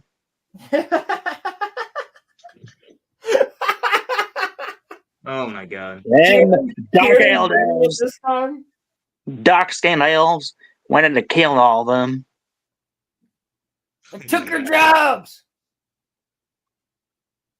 Took our jobs from Numenorians. Like, But yeah, so then we get and I'll be honest, it was nice to hear an elf song, but it's stupid. But it was nice to hear a song in Elvish. And it was Gilgalad singing about the fact that the tree's dying, their light's fading, and the elves need to leave Middle-earth and go back to Valinor. yeah, I skipped it. And so then, is that Círdan? Is that where it happens? Yeah, it's like he comes in a big dramatic moment. Yeah, so then Círdan comes in, and he opens up his hand, and he gives them 2 rings. Because he is now the guy who's going to throw the rings away because he's the oldest and wisest of them all. Because he's the oldest and the wisest of them all, he decides to keep the rings because he's the oldest and the wisest of them all. So, Okay, but here, I'm going to bring up, you forgot to mention the character arc that he has, okay? Because at the beginning, when he's introduced, there's some elf making a boat, and she says it's perfect. And he goes, no, nothing is perfect. Perfect can only exist in Valinor. But then, at the end of the episode, she calls the reins and goes, these are perfect. So see, he had an arc. It's writing. He had an arc, see? yeah, he said these are actually the only other thing perfect in Valinor. So he's already wearing one. You can see it down here. and then he's got the ring of adamant and the ring of fire in his hand, which is actually they obviously don't know. Listen, Crimson, I'm not that stupid. I know they exist. That's why crime rates are so high. That's why KFC is still in business, okay? So you can tell the writers are stupid here because they give Círdan the ring with the red crystal, and they give Gil-galad the ring with the blue crystal.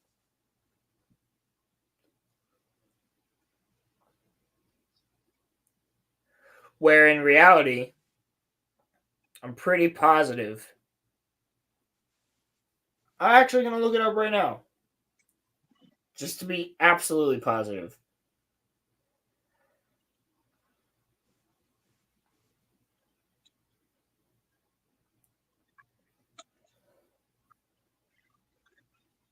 Alright, no, I was wrong. So they got it right. Never mind. There you go, Roman. They got something right. Yeah, they got something right. Kind where of. Círdan has the ring of fire and Gil-galad For has real?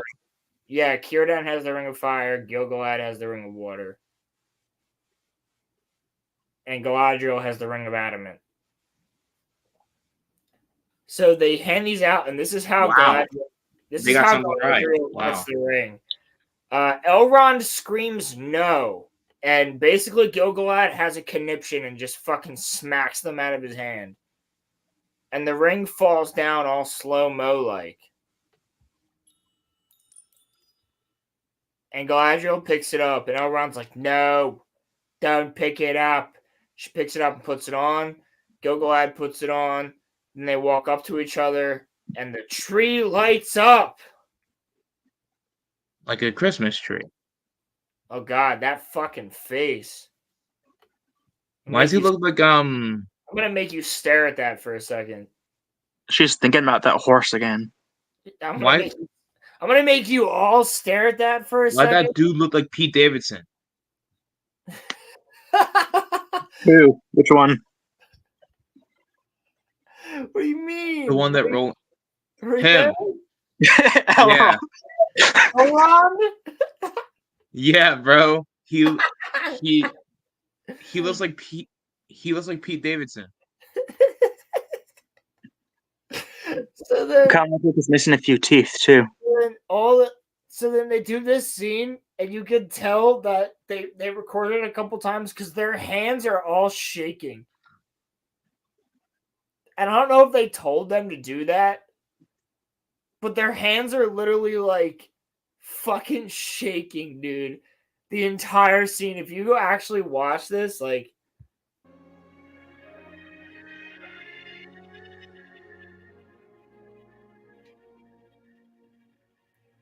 You see that? They can't keep a steady hand. So either they're all high as fuck, withdrawing, or they had them held their hands out like multiple times for this scene. Option C, all of the above. Yeah. They're withdrawing, I'm gonna say that. But yeah, so they're shaky as fuck. And then it cuts to this where they're building Celebrimbor's new forge. That happens. This hot elf chick is like, oh my god, nice fucking forge. There's a guy here and he wants to speak to us. And he goes, oh. And she goes, no, it's not from Linden. It's actually from the Southlands. And Halbrand shows up. And then Celebrimbor's watching. And Halbrand's not granted entry. And then that's the end of the episode. Thank gosh. It's episode 1. Took us that long to get through episode 1.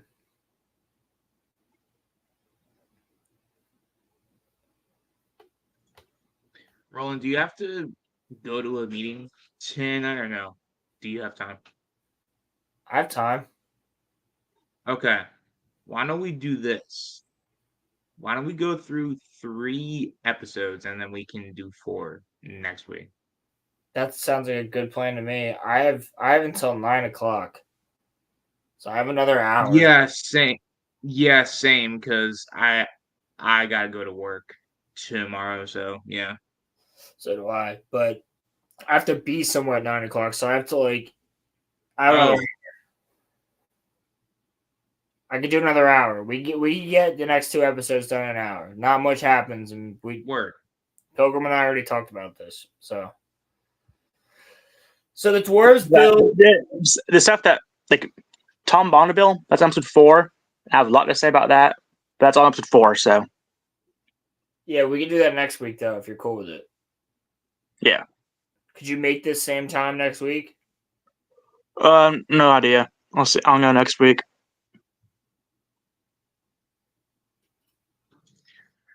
Ball. It is what it is. Well, we could always All right, let's roll. if we're both free though, we could always do another fucking stream. So, because I think we're really only gonna make it to episode 3 tonight. Yeah. But I have a lot to say about. So what happens in this episode? So it starts off by showing the dwarven city of Khazad-dûm, which then becomes Moria later on. And they got a lot of mirrors, which I have no problem with. Yes, you could adjust the mirrors to the sunlight and create light so that you can grow crops indoors. The only thing I have to say is, why the fuck don't you just walk outside and grow some crops out front?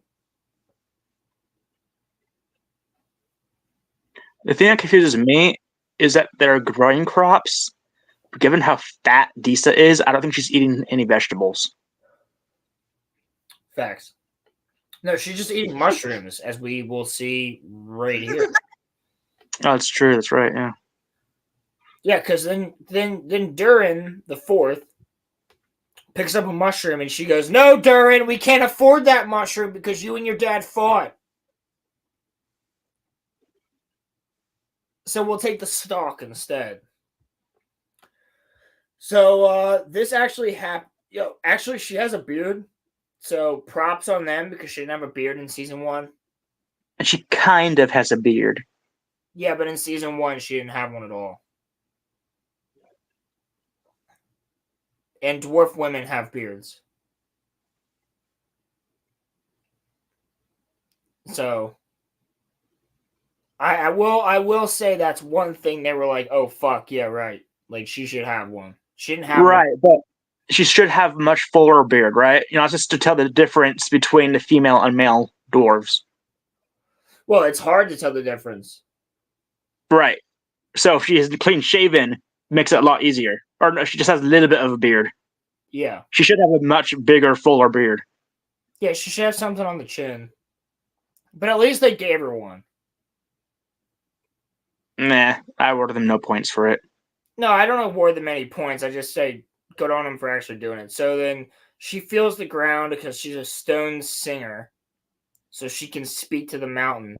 And she feels rumbling. Who's here? What? What? There's 2 of you. What? What the fuck? Alright, anyway, we'll continue. Mountains fall. They kill dwarves. And she's like, "What the frig?" And then all the lights shut off because all simultaneously all these things fucking happen. Oh yeah, there's an intro I have to skip. Which is really fucking stupid. So then we get to Galadriel burying seeds and looking up at Finrod. And one thing I do like is that the elves are burying their dead in a forest, and that's kind of cool. But it's not just a graveyard, you know what I mean? It's like they're under trees. So that makes sense. It's the same way to me, but I feel like they took this straight out of fucking Avatar 1. Probably. Where they bury the guy, Jake Sully is talking about the fact that like this is how they bury, and like Jake Sully is like this is how they bury their dead, and then he shows that they bury them under a tree. It's nice, and then Celebrimbor shows up, and he's like, "Yo, like, yeah, you didn't tell me anything about your buddy." And then she sees a vision, and he goes, "7 for the dwarf lords in their halls of stone, 9 for mortal men doomed to die." And he goes, "These are the seeds that you sowed." And then the seeds that she sowed wrap around him and drag him up a tree and then stab him through the chest and kill him. And then she's in a then all of a sudden she's in a freaking conversation which by the way, did she just have this dream like as they were talking? She had this vision as they were hanging out. Her and the guardians or the commanders of the south, west, and east. Because she's the commander of the north. I mean, yeah, it seems like she just totally spaced out. Which, another red flag, right? Put on the ring and all of a sudden start spacing out. Yeah, right? So now, yeah, she's wearing the ring now. So is Gilgalad. And because they're totally chill, by the way, with the fact that, oh yeah, I mean, yes, it's Sauron who helped us make them, but you know what? They're helping us now, so whatever. Yeah, fucking Beelzebub or Asmodeus made this ring. I'm gonna wear it. It's not Satan, but it's like his buddy. It's just it's ridiculous. So they're like, all right, we should attack from this way and that. He's gonna die. We should attack from this way and that. And she goes, no, we'll fucking take our ships up the Anduin. So we're gonna take ships up the entire course of pretty much you're gonna go up the mountains. You're gonna go up the mountains and down the mountains on boats. It's stupid. It makes no sense. Okay, but she can swim the entire ocean, so she can probably make a boat go up and down a mountain. Right. So then her and Gilgalad have this conversation, and she's like basically talking about Sauron and how he has no grip on her, and then it shows him and fucking Halbrand is still standing out front of Eregion. So he's still out front of Eregion, and now there's a storm brewing, or beginning to brew. And she's like, hey, have you had any bad visions? And he's like, actually, yeah, like I had some weird ass visions. And Galadriel's like, all right, me too. Makes a lot of sense. She still sees the shadows in her room, Roland. I still see the shadows in my room. Shadows in my room. Yeah. So basically, Galadriel is having wet dreams about Sauron. Yes.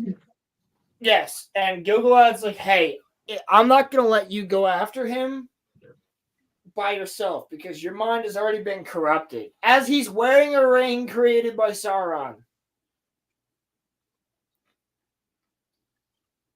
What a Chad.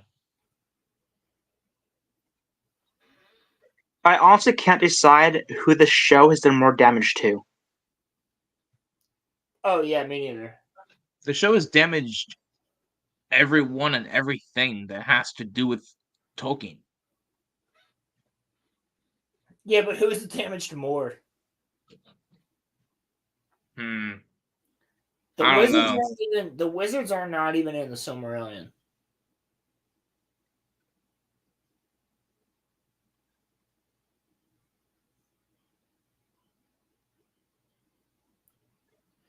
But it's also stated that Gandalf is 7,000 years old. The only... Oh, we can get to that later. when the Dark Wizard shows up. Yeah, good point. All right, so it feels the need again to tell you that this is a Region, even though you didn't fucking see it like 7 times in the first season. Could you imagine if Game of Thrones did this? Well, Like Okay, every well, time, see, the thing is, no. they Every think- time they show Winterfell, it just says Winterfell. the issue is that the writers themselves are retarded, and that's just their natural state of mind. And so they think us, the audience, are just as retarded, or actually, but they think they're even more retarded than they are. And so they have to put up the names, probably honestly for themselves, so they can remember where they're at. But they're doing us a favor because we're too retarded to figure it out by context clues, by visuals, by storylines, if you want to call it story. Yeah, Lord of the Rings never did this. Like you knew where you were. The only, like, yeah, I think they showed you a map once. In The Hobbit. No, in Lord of the Rings, Faramir, after they've captured Frodo and Sam, they show you the map, and you kind Yes. of get a Yeah. gauge of where Gondor, Rohan, Isengard, and Mordor are. You kind of get a gauge where everything is. That's the only time you actually see a map as far as where you are in that location. Like, you have the map, like, at the end of Return of the King, when it goes from Minas Tirith to the Shire, but Frodo's talking with his voiceover. But as far as in the movie itself showing location, it's only one time, and it's more to establish a general area. Whereas Yeah. this is literally, hey, this is this place. This is this place. This is this place. Again. They're doing the Disney Star Wars. Where Yeah. every time Mando shows up to a planet, they first started this in Rogue One. So I think it started with Marvel, but with Marvel, it made sense because they're going to completely new planets. That, like, in completely new areas and new places Right. that were just made up. And so, I think it started Guardians. Maybe is when it started. I don't remember. And then, well, they did it in Rogue One as well, where they were like, because we didn't know any of those planets, but that made sense. It was like, yo, this is fucking Ariadu. This is fucking God, what's the planet that gets half destroyed? Jeddah. Jeddah. They're like, I almost said Jakku. They're like, yo, this is Scarif. This is Yavin 4. But it's like, we didn't have to do it for the Yavin 4 one because everybody would see the pyramids and know this is Yavin 4. You're not going to see Rogue One for your first Star Wars movie. I mean, I'm sure that's some people's first. Bro, but that's the thing. The prequels fucking knew. You see a planet with a big ass city. That's Coruscant. You have to say it. They had a character say it. Hey, welcome to Coruscant, Anakin. This is your first time here. The entire planet is a city. Yes, sir. Anyway. Then the chick comes out. She talks to Halbrand. And she's like, hey, you can't come in. You still can't come in because he doesn't want to see you. And then he turns around and he's like, all right, well, maybe I'll just wait for the king then. Or wait for the master then, the Lord. And then Celebrimbor's like, what did he say? I told Galadriel I wouldn't let him entry.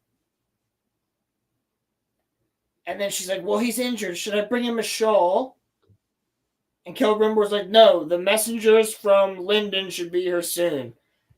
And then we see the messengers from Linden and they're being carried by chains. And then, oh, there's the thing. There's the scroll from fucking Linden. And Halbrand's waiting. And then we see Hidalgo over here. By the way, a really great movie with Viggo Mortensen plays Aragorn. Hidalgo. But then we This have was a decent shot. I'll give them that. What'd you say? So this is a good shot. Cinematographically, I'll give them that. It looks good. Oh yeah, no, it looks great. This is one of the One of the few. yeah. There's also one of the guys who's like hunting down them, and they go to what's it called? Karas Gear.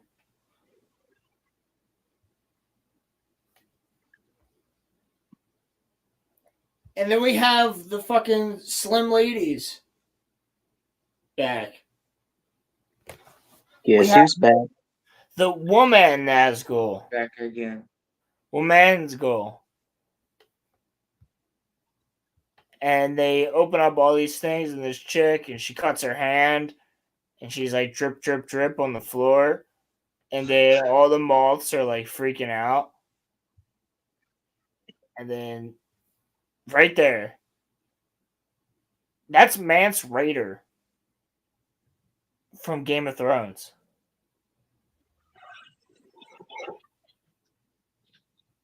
Bruh. So tell me that's not going to end up being Saruman. Oh, it definitely is. For sure. Which, first off, he shouldn't be there. At this point in time, well, even the case, even then it's early, but only the 2 blue wizards show up during the Second Age. Yes. The other 3 Astari don't show up until the Third Age. But Yep. even ignoring that, Saruman does not come to Middle Earth already evil or a bad guy. No. It takes like thousands, literal thousands of years of growing jealous of Gandalf getting power hungry Also, before he finally comes. Saruman is the wizard of many colors. He's not Saruman the White. He's Saruman of many colors. And he's literally wearing a robe that changes colors. So he's wearing a robe of fucking LSD. Like, it's like the trippiest shit you'd think of. Like, he is the wizard of many colors. He is all colors and no colors at the same time. That's how he's fucking described. So even Saruman the White was not a thing. That's just something from the movies. Like, but they couldn't make So that was made up? Saruman. They could not. He doesn't become Saruman the White until after he goes evil. He loses his colors.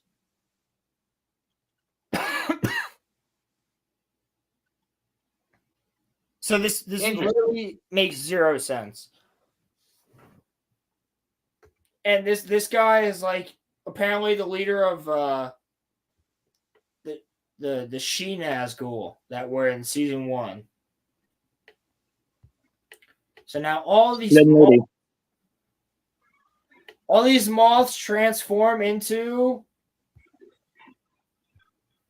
Chicka Chicka Slim Lady.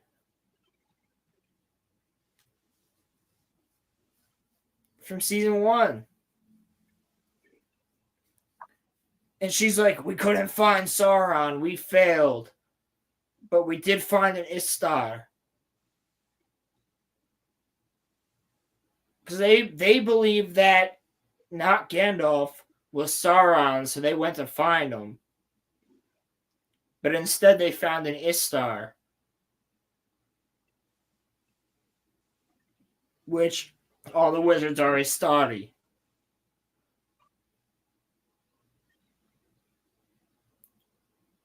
So now Slim Lady here has found the Istar. And what the fuck is this going on with her hair? You see that sticking out of the fucking left side of her head? They couldn't fix that?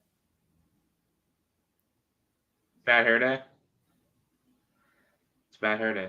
Yeah, it just fucking looks terrible. I laughed. Bad hair day, man. And then not Saruman is like, you fucking failed. And they're like, oh, this guy showed up. And he's like, hey, we'll get the Astari if you help us and like restore our skin from this plague. That's what you want to cover yourself with? You look evil. You don't have to look evil just because you've got leprosy, bro.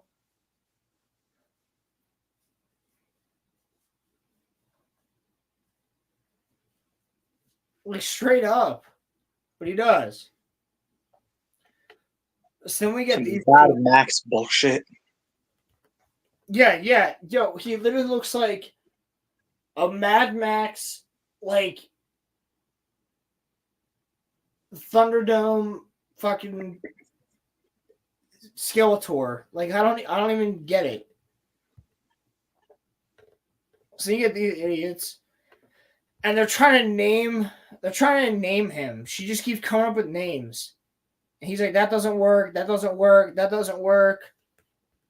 Because remember, he still can't remember his name.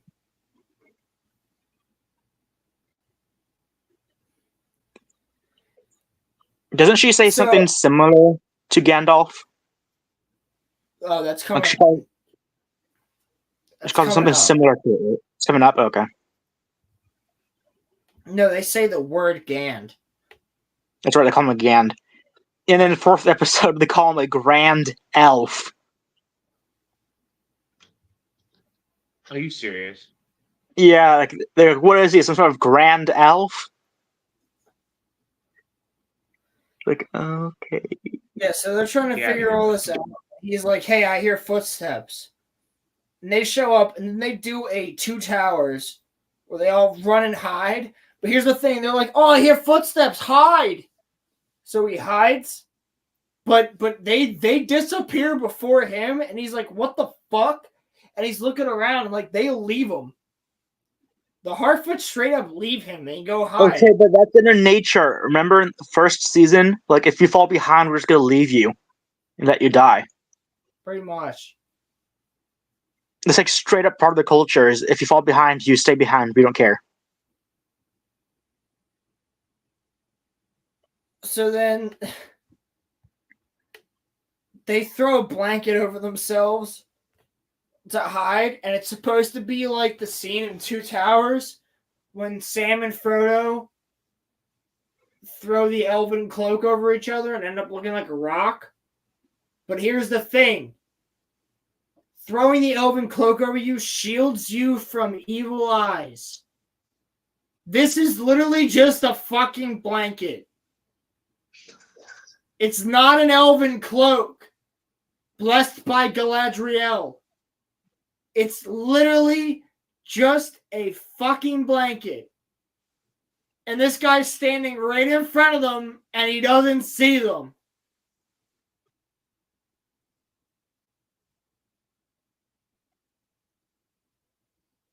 Stormtrooper man. What kind of blanket is that? You can see right through it. I can pull a blanket over my eyes right the fuck now and not see a goddamn thing.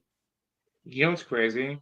Is the fact that you guys all just, or both of you literally just gave this show credit, and then like, it just does this afterward. What do we give it credit for?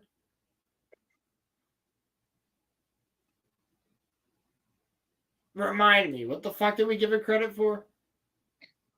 You guys said that it had a cool shot. Oh, yeah. Fucking cool shot. I said. Yeah.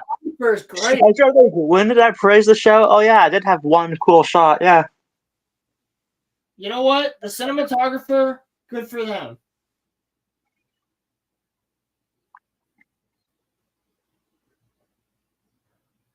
I'm saying that's all out of the water now. Is my whole point.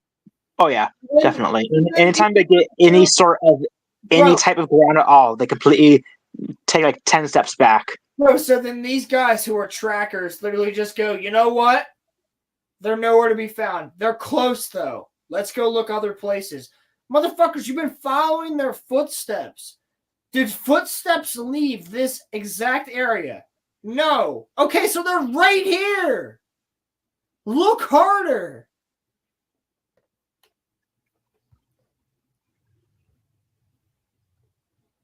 So then they get out. They're like, we got to follow a different path. So they decide to go across the fucking desert. And then we cut to here where Disa is talking to these two people, and she says, what'd she say? Rumors are like songbirds. When you get closer to the answer, they fucking suck. Like, which is stupid as shit. And then there's this dwarf Narfi, and he's like, yeah, everything's fucked. Like, we gotta dig out these things, or if we don't dig them out, it's not gonna work. So then Disa's like, hey, me and the chicks, we're gonna sing at the rock. When we sing at the rock, it should open up everything. So she sings at the rock.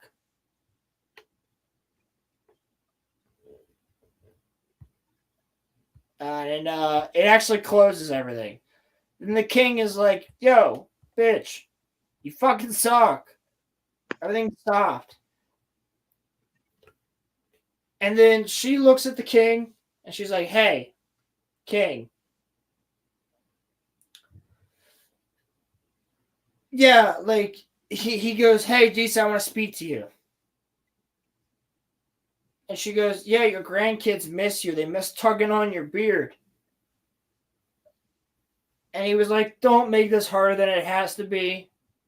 My son doesn't want to talk to me, and I don't want to talk. Wait. That is not a great sales pitch. They miss tugging on your beard. My sister has like a 7-year-old daughter. Like that thing that hurts when they tug on your beard. That is not a sales pitch, okay? Yeah, that is like you know what?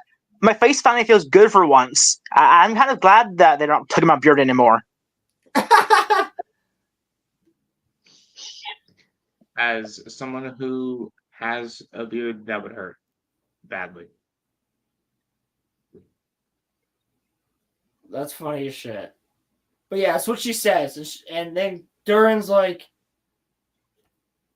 yeah, like, what about my son?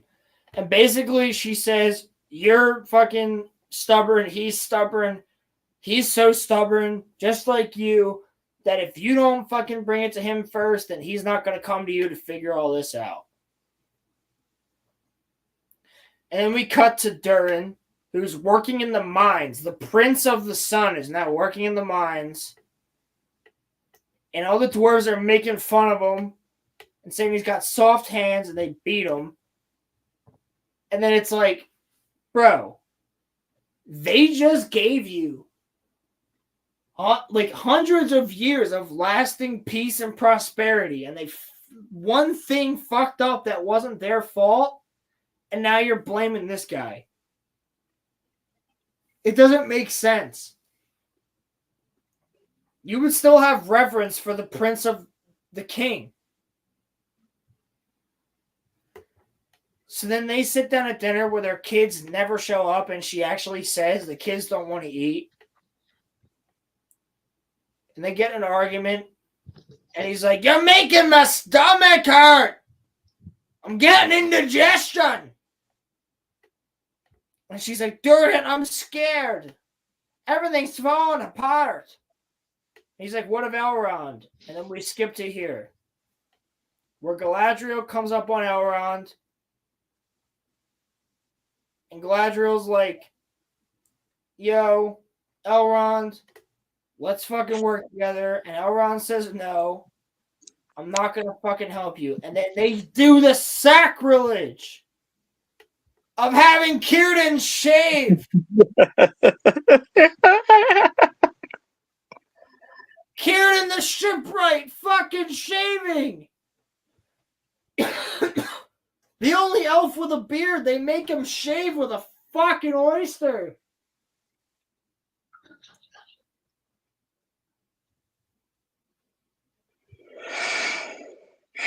dumbest shit in the world. And he goes, Elrond, listen. If a drunk guy made poetry, and the poetry was great, would you hate the poetry because the guy was a drunk? So then why do you hate the rings? Because Satan made them. Motherfucker, a drunk guy and Satan are two different things. And poetry and magical rings Yes. are very big. Poetry, just words on the paper.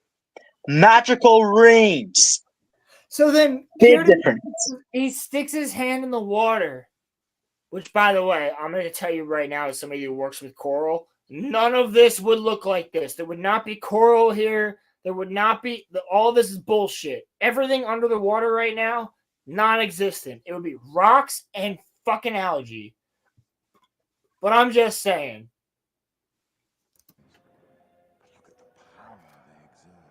Look. He goes, look at the power they exert over living things.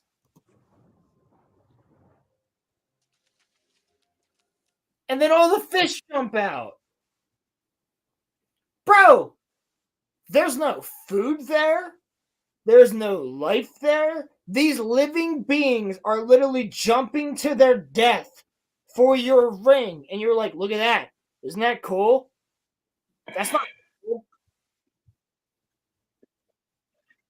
That's not an evil thing. But I have control over these living things.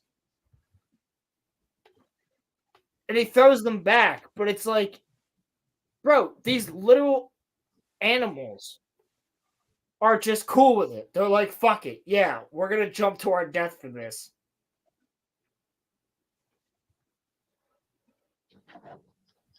What?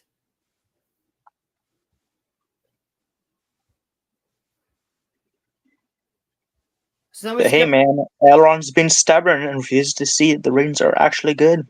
So then, fucking Gandalf, not Gandalf, falls over and she's trying to wake him up. And they're like, yo, look, this random fucking well that we saw is right here. I know I saw it. So they fill it with water and the well starts ringing and the bell's ringing. And then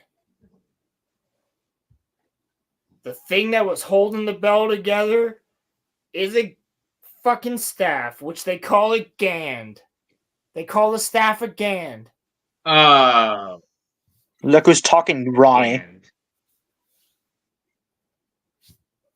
What's up, Ronnie? Is Ronnie in chat?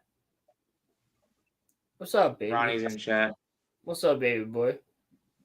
Whoa. Fucking find this Gand. And then these motherfuckers show up. You, Roland? And they're just looking at him, and he's like, get behind me. So he makes a fucking wind gust, and they're like, whoa, whoa, whoa, whoa, whoa. Don't fire your arrows yet. And then he makes the wind gust, and they're like, yo, fucking just run up and kill him before he makes the fucking tornado. So then he makes a tornado, and he's like, Nori!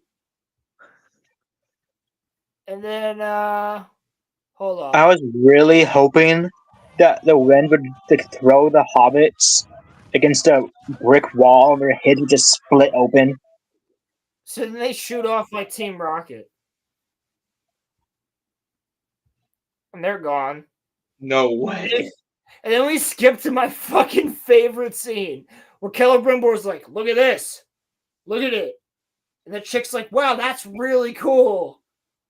And then he goes, no, like it's not that cool yet. Look at this. She's like, what's that? And he goes, hold on. He's like, it's the last little bit of mithril. I made moon runes, baby.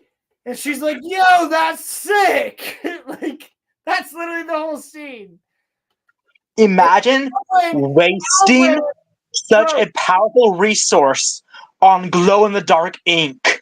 Yeah, literally. And fucking Halbrand is still standing there. He's been standing there since the end of episode 1. He's still outside. He's still standing at the gate, like, can I come in? He's still fucking there. And fucking Pilgrim, we're about to get to it. I'll be back in a second. Just give me 2 seconds. Hold down the fort. Umbrella boys. Stupid ass umbrellas. What do you think Roland's going? To the bathroom, I'd imagine. I hope so. I hope he's not, doing some weird things. I don't think I want to know what you mean by that. I don't know. I don't even know what I meant by that, bro. I'm just, I'm tired. I was at work for like the whole day, and then streaming at night. I'm not used to it. Haven't done Gotcha. that in a while because we used to do the Monday Night Mayhems, and I'm Right. trying to bring it back. But I'm trying to think. But I'm trying to think of a topic to actually like come back with, and I want to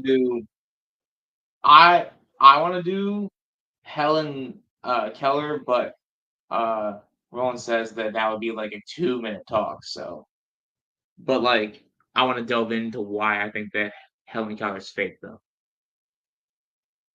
You think she's fake? That whole thing is All right. a blind and deaf chick. A blind and deaf chick does not learn how to fly a plane. I'm sorry. I don't know. I believe that a blind and deaf chick wrote the show. So if they can make a show, then they might, making a flying an airplane. Crimson, you got yourself a pizza. By the way, does anybody know any animators? Not editors, Ronnie. Animators, because I want to get Roland losing it at the yes. Acolyte, Yep. like in like animated form. If anybody knows anyone, I will literally just like pay them for it, and I'll post it onto the channel. Roland's freak out in like I don't know anyone. animated form would be so funny. Yeah, if anybody could animate that, that would be fucking hilarious. But anyway. Umbrellas. Umbrellas. We're there. Umbrellas. The umbrella point. So Halbrand's just standing here and he looks up at the sky and it's dark. And Celebrimbor is like, hey, I'll join him.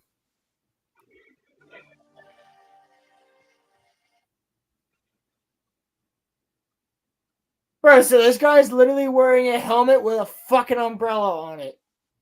A giant leaf umbrella. You see that? There's a guy standing behind Celebrimbor I see it. with an umbrella. And he goes, do you see this? This is my mithril umbrella. Do you see it? It keeps the wearer dry, but not anyone else. Whatever the reason, your presence here. So he's like, all right, come in, baby. Yes, Crimson. It's a helmet with a giant leaf-shaped umbrella. Oh, no, it's not even a helmet. Welded onto the top of it. No, it's not a helmet. Now it's not a helmet. It was a helmet. Now it's not. They changed it. They changed it mid-scene. Yeah, look, right there at the corner. Oh my gosh. But he's fucking soaked. He's soaking wet. Hey, yo. So it doesn't help. And Halbrand's like, well, you know what? Like, Galadriel said I couldn't come in. And Halbrand's like, you're my friend. Or fucking Celebrimbor's like, you're my friend. Come in. And he's like, no. She kind of said I couldn't. And he's like, no, come in. So then he's just eating soup. And he's like, yo, I said I'm somebody that I wasn't. Celebrimbor's like, so the rings worked. And he's like, yeah, they worked really well. And he goes, yeah, but I said I was somebody that I wasn't. So let's just keep going. And he's like, what do you mean, friend? And then he goes, I'm actually not Halbrand. I'm not King of the Southlands. I'm not anything that you thought I was. I'm more than that. I'm an envoy. And then this part is just funny to me. He goes, I'm a messenger from above. Basically saying I'm a messenger from the Valar. The doors What? open. The doors open with a storm and rain. And then they close, and I gotta quote EFAP for this, but they're like, what if he just keeps trying to say it like the thing to Celebrimbor? And Celebrimbor's like, oh, I'm sorry, these doors, they just keep opening. And like every time he tries to say something, the doors just slam open again. It's like over and over again. And Be more entertaining than this. Sauron's like, God fucking damn it. And Celebrimbor's like, I'm sorry, let me close them. What'd you say? He gets so upset he just outs himself as Sauron. Yeah, right? He's like, I'm fucking Sauron! Fuck! So then after he closes the door, he turns around and it's all dark and mysterious. After he says, hey, I'm from the Valar, the gods of this realm, the good gods. Sauron pulls a Batman. Yes. So everything gets dark. And Bruh. then all the lights fucking turn off as they go around. And Celebrimbor stares at his forge. And it burns into fire. And he's looking and he runs down. And he's like, Halbrand, where are you? He sees this. Now, the world may not overlook you as the mere scion of Valinor, but forevermore revere you.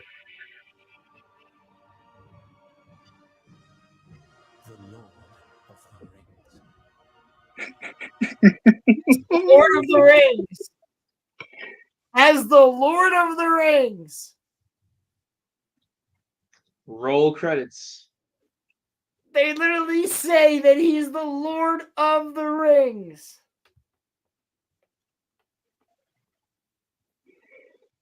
Oh man. Bro. And I am all the Jedi.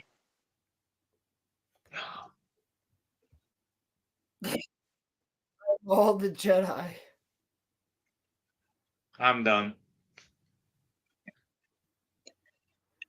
Hold on, Okay, but the worst part is find us. they get a different fucking actor to play him, Sauron, at the beginning of the season for like 5 minutes.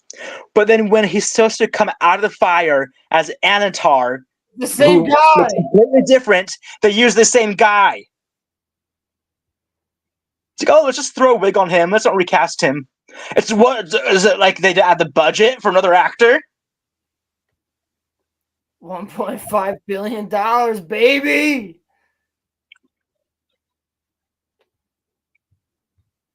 Also, like, this isn't be said, but like, this is totally out of order. Like, first off, they're making the Elven Rings are the last to be made, but like now he's Anatar after he's already tricked them into making the wrong rings, but he's tricked them into making the rings. I don't know what they're doing. It's all out of order, and it doesn't make sense even with the context of it. Like it's so fucking retarded. Yeah. It's terribly out of order. Roman, what do you have to say about this? I mean, I don't know much about this whole story. Can someone put Ronnie in timeout?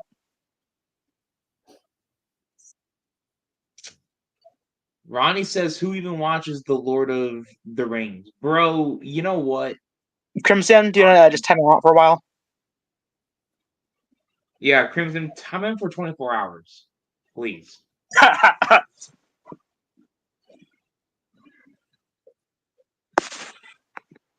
Crimson Law timed me from the RoloRome cast live stream. Why No, do but you sound like that? you know what? I Crimson this Law. Y'all sound very gay, and I'm very uncomfortable here. I just wanna share a fucking clip from EFAP, dude. Like, I want to see what you think of this, because this is, oh, fuck. has made it onto my hit list. He's getting a part 2. I think you guys will find this funny. Hobbits or half. They make could give that extra. You Raise them. They definitely did. you know how like when He you know, nibbled like, a if you- quarter if- off before he listen, dropped it in. this makes total Nibbled. sense. Show some goddamn respect. No. Okay. Here's what Never. happened. It's like if you have milk, okay, if you have milk in a cup and you're like, oh, I'm gonna pour myself some milk and drink this delicious milk. Yum, this is so good. Oh, I got distracted, and you leave the milk on the counter or whatever, and then like maybe 10 minutes later you come back. Does you're like, your oh, yeah, that's right. drinking the Have to milk finish, I save the will. universe, Rags? Then you're gonna drink the whole Listen, fucking thing. I'm not done. I'm not done with my milk story. Wait, hold on. I gotta get to the part where they talk about their fucking. Even tweeted about, because I was just like, there's no fucking way this happened. So the second I saw this elven umbrella design, I started laughing, and that was before I had realized that Celebrimbor, who's just walked from inside to here, like it would take a minute. He is soaking wet when he gets to Halbrand. He's nervous. That's all sweat. Meaning this fucking dumbass elven umbrella doesn't even work. He's just there for show. It's just dumb shit. But to It's tell me, hilarious because the guard carrying it is just soaked. He just doesn't get any of the umbrella Yep, space. they didn't design it such that it doesn't would even cover work him. for the person in front. It's useless. And the thing is, And it's it's like, as if Celebrimbor wasn't made more embarrassing in this show. He can't invent a working umbrella. Like, he doesn't know how they work. The He only- greatest he's seen them- ultimate to ever No, live. this makes sense. He used up the last of his mithril for the moon runes. He needs me for the umbrella. He can't make an umbrella that works. He's out of myth. No. He got the girl and he was like, "Do you like this?" She's like, "What?" He's like, "Mithril umbrella. I used the last of my mithril." I used the last one again. Oh my god! It doesn't protect you from the rain. It just looks cool. Does it? And she's like, "Well, does it glow in the moon?" And he's like, "Nah, it No. just keeps you wet." No. It keeps the holder dry. That's the only thing that it does. It doesn't dry the person it's meant to hit. That's the power of mithril. But yeah, I couldn't believe This shit's so fucking stupid, dude. separated from how dumb everything is. All the mess, Galadriel. speak to him. Like I have news about the rings. I need to speak to Keller. Wait. He claims to have looked all over the world for a great craftsman. So I would imagine he would have started with Celebrimbor. He's like the big, famous, great He was pretty well elven known. craftsman. So if you're looking all over the world for one, you probably would have just started here and then you worked your way down. But okay. And plus, Celebrimbor knows how he got here, how Halbrand got to Eregion. He was fighting an envoy, I should having have to get pointed brought anything here, about that. and then like almost died if it wasn't for elvish medicine. So kind of weird. Brian Griff was. It's open, by the way, just real quick. The it looks to me from the shot that Celebrimbor's like, "Oh dear, the door's blasted open again." As they do. While Sauron was like, "No, that was me." There wasn't Like God, he closes God, them, you and are then selling Sauron this goes, show. "Yes, it would be unfortunate to encounter a being of such power." The doors open again, and then Oh, Celebrimbor's like, "Oh Jesus, there they go again. Oh God, hang on." And he's like, "No, it's me, you fuck. I'm doing it." No, allow me to open the doors on the truth. Quish, and they open up again. He said, It's just fucking great. They do the fucking boogie. They do boogie as Sauron. I'm Sauron 2988.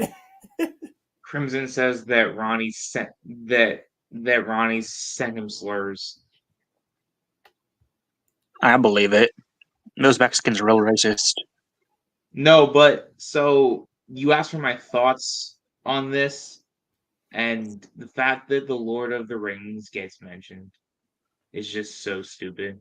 And it's like they're trying to capitalize on the fact that, like, oh look, we said, Lord of Ring, Ring of Powers. of Ring Gollum. But yeah, but like It's literally almost so on the nose. This show is almost to the state of parody, but it's not funny. Like between how on the nose it can be and the lore, it is almost a parody of the Second Age, but it's not meant to be. Wild? Yeah, you know what's crazy? They like if it wasn't taking itself seriously, it actually could be kind of funny. Like if it was No, Roman. It'd If be it fun. was like the And way that we described actually, I think I could. live action on Crimson's channel, it'd be good. It'd be funny. Like if they did this show that the way that we described fucking Naruto live action, it would be enjoyable. Okay, but like, yeah, no, That would but be like more enjoyable. the point that I'm making, Roland, is that he only said Lord of Ring because Lord of people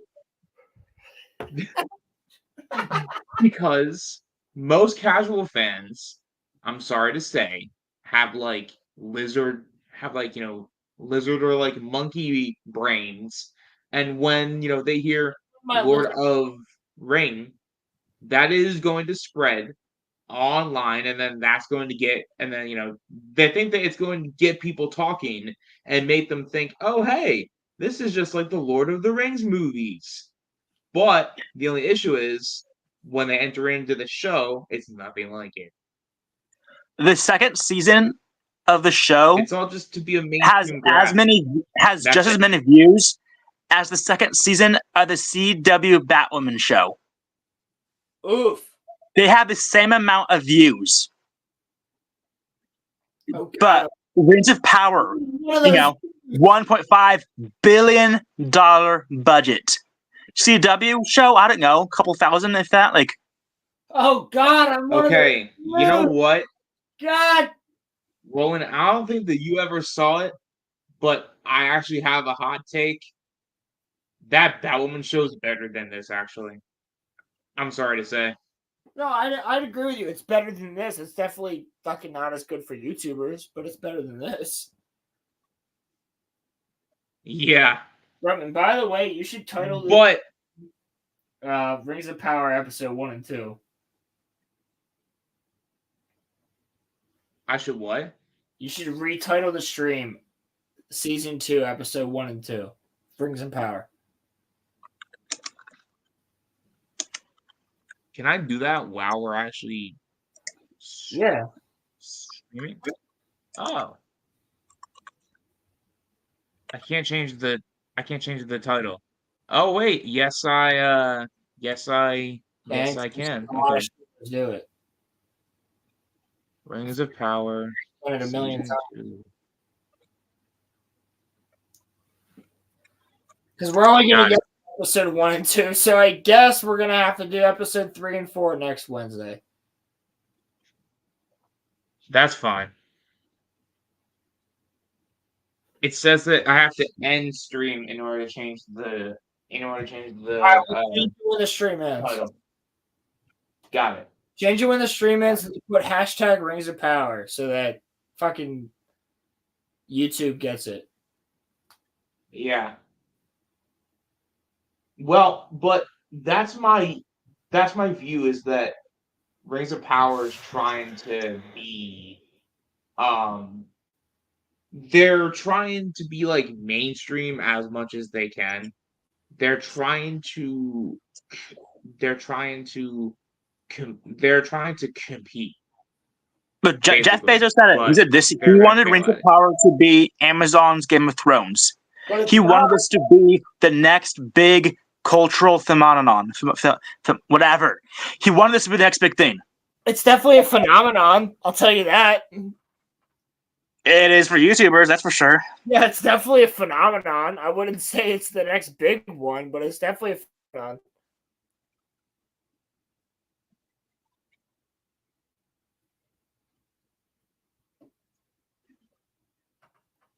I'd still rather this than, Lord of the Ring Gollum though. If I'm being real with you.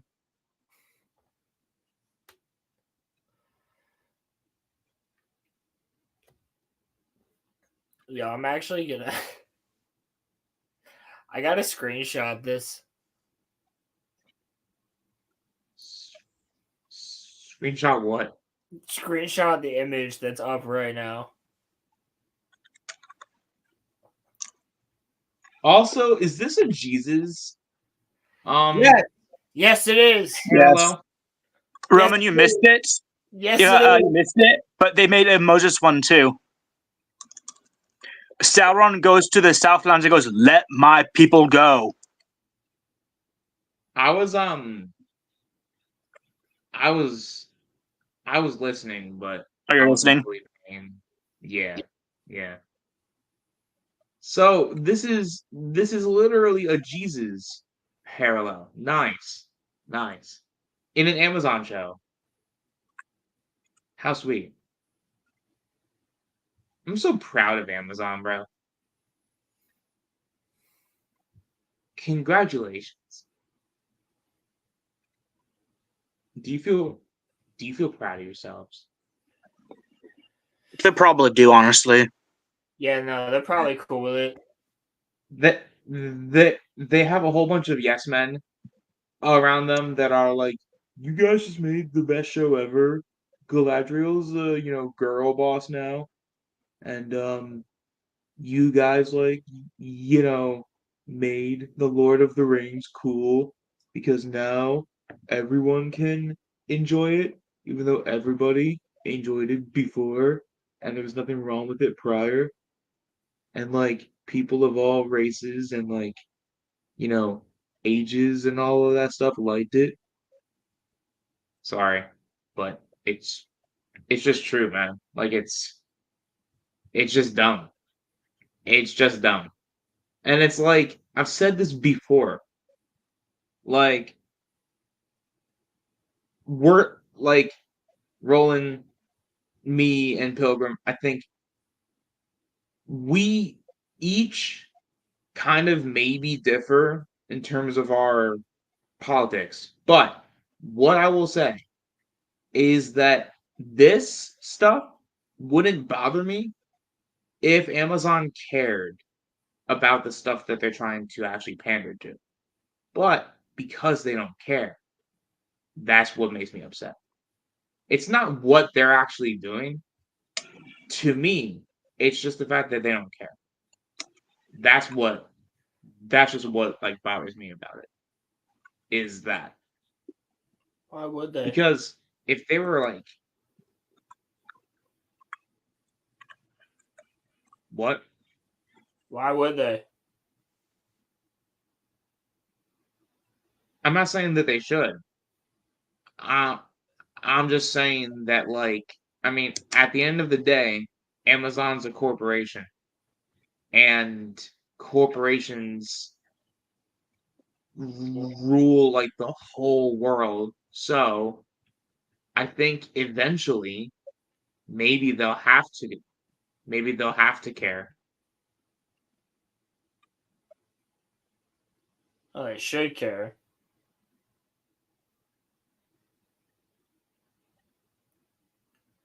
I'm gonna stare at Jesus for forever. Forever. So then he walks out. Forever. And he's like, hey, Celebrimbor. I'm from the Valar. And Celebrimbor's like, what? What the fuck? And he goes, no. I am literally a god. I'm from the Valar. And he goes, all right, well, what should I call you? And he goes, I'm the Lord of Gifts. I want only what's best for the realm. And then he says, okay, Lord of Gifts, what should I call you? He goes, Anatar. Lord of Ring. No, he goes, giver of gifts.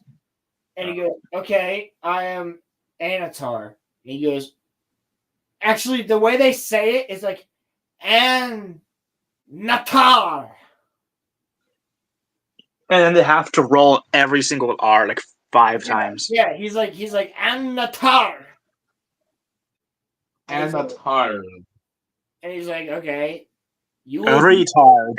He's like, you will be retard, Lord of Gifts. That's what I'm calling from now on. This is not Anatar. It's retard. Retard, Lord of Gifts. You are Retard. retard, Lord of Ring. Lord of Gifts. Like GIFS. He's just a meme.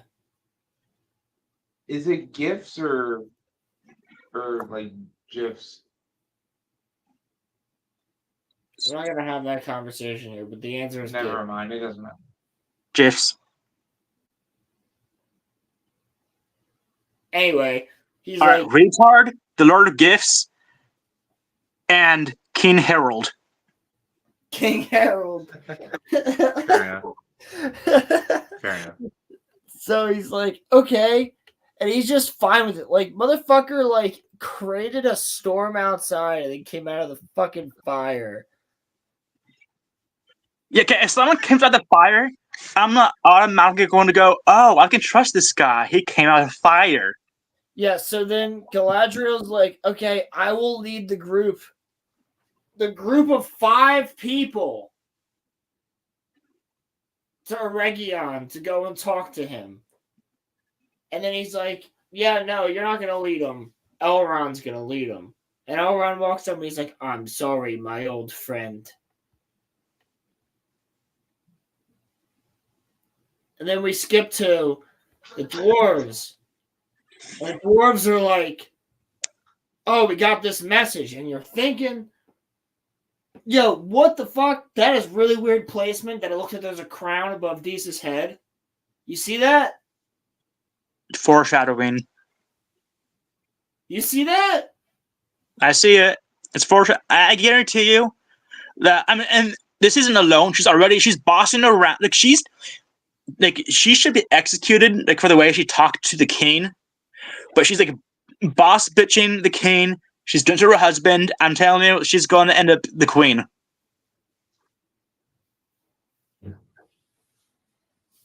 And anyway, Durin is like, oh, we got a message from the royal guard. Oh, is it from Elrond? No. Is it from your dad? No, it's not from the king. It's from Celebrimbor. And it says to come and join them. Because Celebrimbor is going to make the dwarves the 7 rings of power.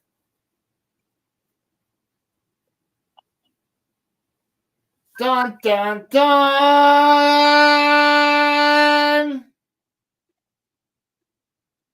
What do you think Lizzo's ring's going to be? Like, is her ring going to be making food? Yo, do you think she's going to get one? It wants, yes, I totally believe that she's going to get one. I mean, she shouldn't, but I would not be surprised in the slightest if they gave her a ring. Because the 7 dwarf lords. But here's the thing, like, in Tolkien's lore... Okay, but to be fair, I guess she is big enough to count as three of the dwarf lords. Well, in Tolkien's lore, we only really know about a couple.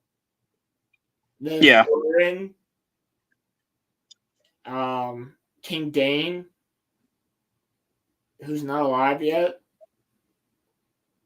of the Blue Mountains. So the Lord of the Blue Mountains, the Lord of Khazad-dûm, and the Lord of Gundabad. Those are the only 3 that we know of that actually have the rings.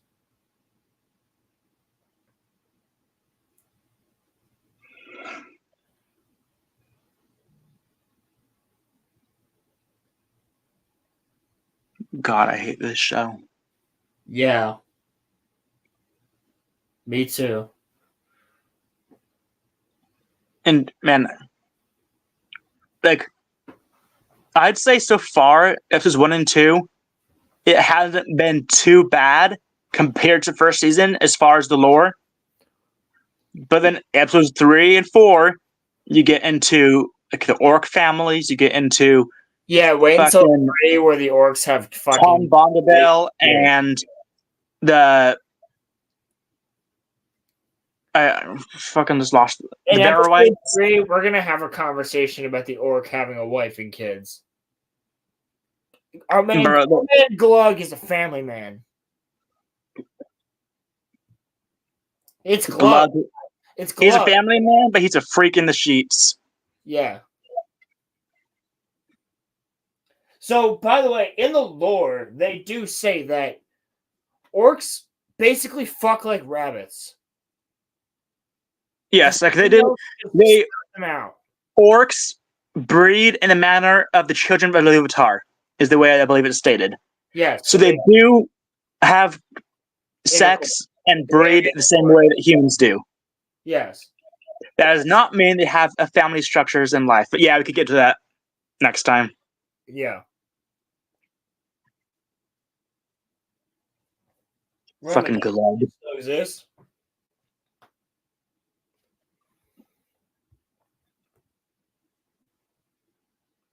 You exist, Roman? Did you fall asleep, buddy? He's in the chat. He's private chat. Oh, he is? I see. Alright, well, I got a dip. So, it's pretty much the end of it, boys and girls who've showed up. Yeah, Ronnie. Now there was a chick all over here, Brittany. Brittany showed yeah, up. her and Ronnie. Yeah. So Brittany and Ronnie. Yeah, shout out to everybody. It was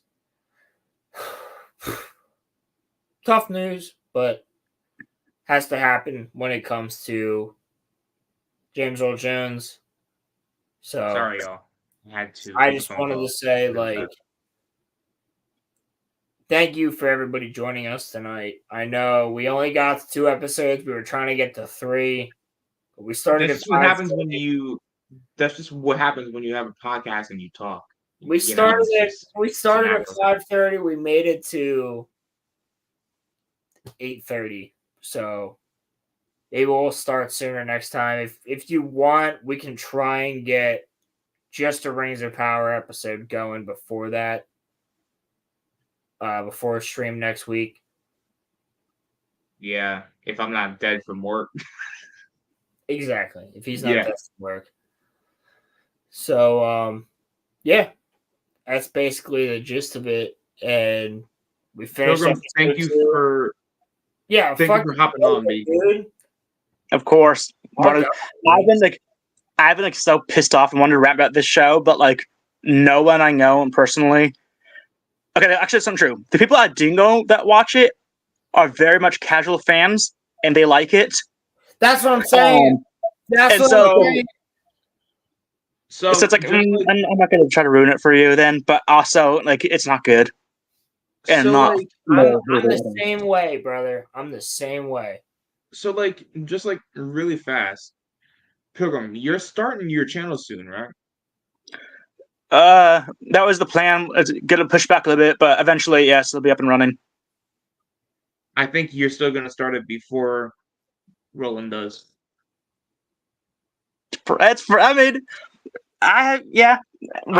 Honestly, probably because he probably has more time than I do. Yeah, bro.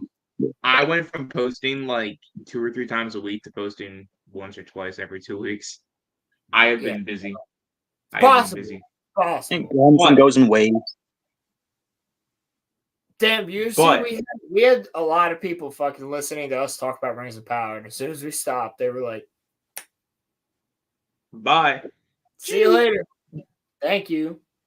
No, but so like I said, just like really quick, what would your like central topic be on your on your channel? Like, what are you going to focus on? So pretty much going to have either a monthly or preferably every other week. We'll see. Read through the Lord of the Rings, the actual Lord of the Rings source material. Pilgrim, are we still? I don't want you to talk about anything. Are we still doing that thing we were talking about? Yep. Yeah, it's still like on the back burner. So do that, and then I want to do basically a breakdown of Rings of Power. I'm gonna start with Sounds fun. all the setup, like everything going on externally with all the news and all the issues surrounding it, and then do it episode by episode breakdown. And then like once I finish the season, I'll probably just quickly throw it all together in one video so I can have it as one long video. Nice. That's not my only current plans. Maybe like I'll cover news as it comes out or whatever, but yeah. If you need an intro, hit up Roland because he makes pretty fire ones. So I'll keep that in mind. Yeah, I got better software now, so. hey, Roland. When we get into backstage, actually, because like I want to wrap stream. There's something that I wanted to ask you. Honestly, I got really to quick. go. Yeah. So. Oh, okay. Well, then just let me ask you now. Are you trying to make me an intro for my own Absolutely. channel? Absolutely. All right, cool. I'll make an intro for anybody in chat. Like, if you guys want an intro that looks similar to the RoloRome cast intro, but it's better, because I made that one like 2 years ago, so it's like I can make you guys one. Yeah, no problem. Just hit me up on Rolo Lord, Grand Admiral Rolo on Twitter, or hit me up at Rolo_films on Instagram, and I'll make you guys one. So all right. Well, guys, you just tell me also, what guys, just respect and love to all the first responders of 9/11 since it is the anniversary. Fuck yeah. God bless America. To all those who died, to all those who sacrificed themselves to save everyone. God bless America. America. God bless those people. And I was alive for they couldn't that. keep us down. They couldn't keep us down. Hell they no. couldn't stop us. Bush couldn't stop never us. gonna stop America, baby. Guys, God bless and God bless our country. I hope everybody has a great night. And on that note, I'm wrapping stream. Peace, y'all.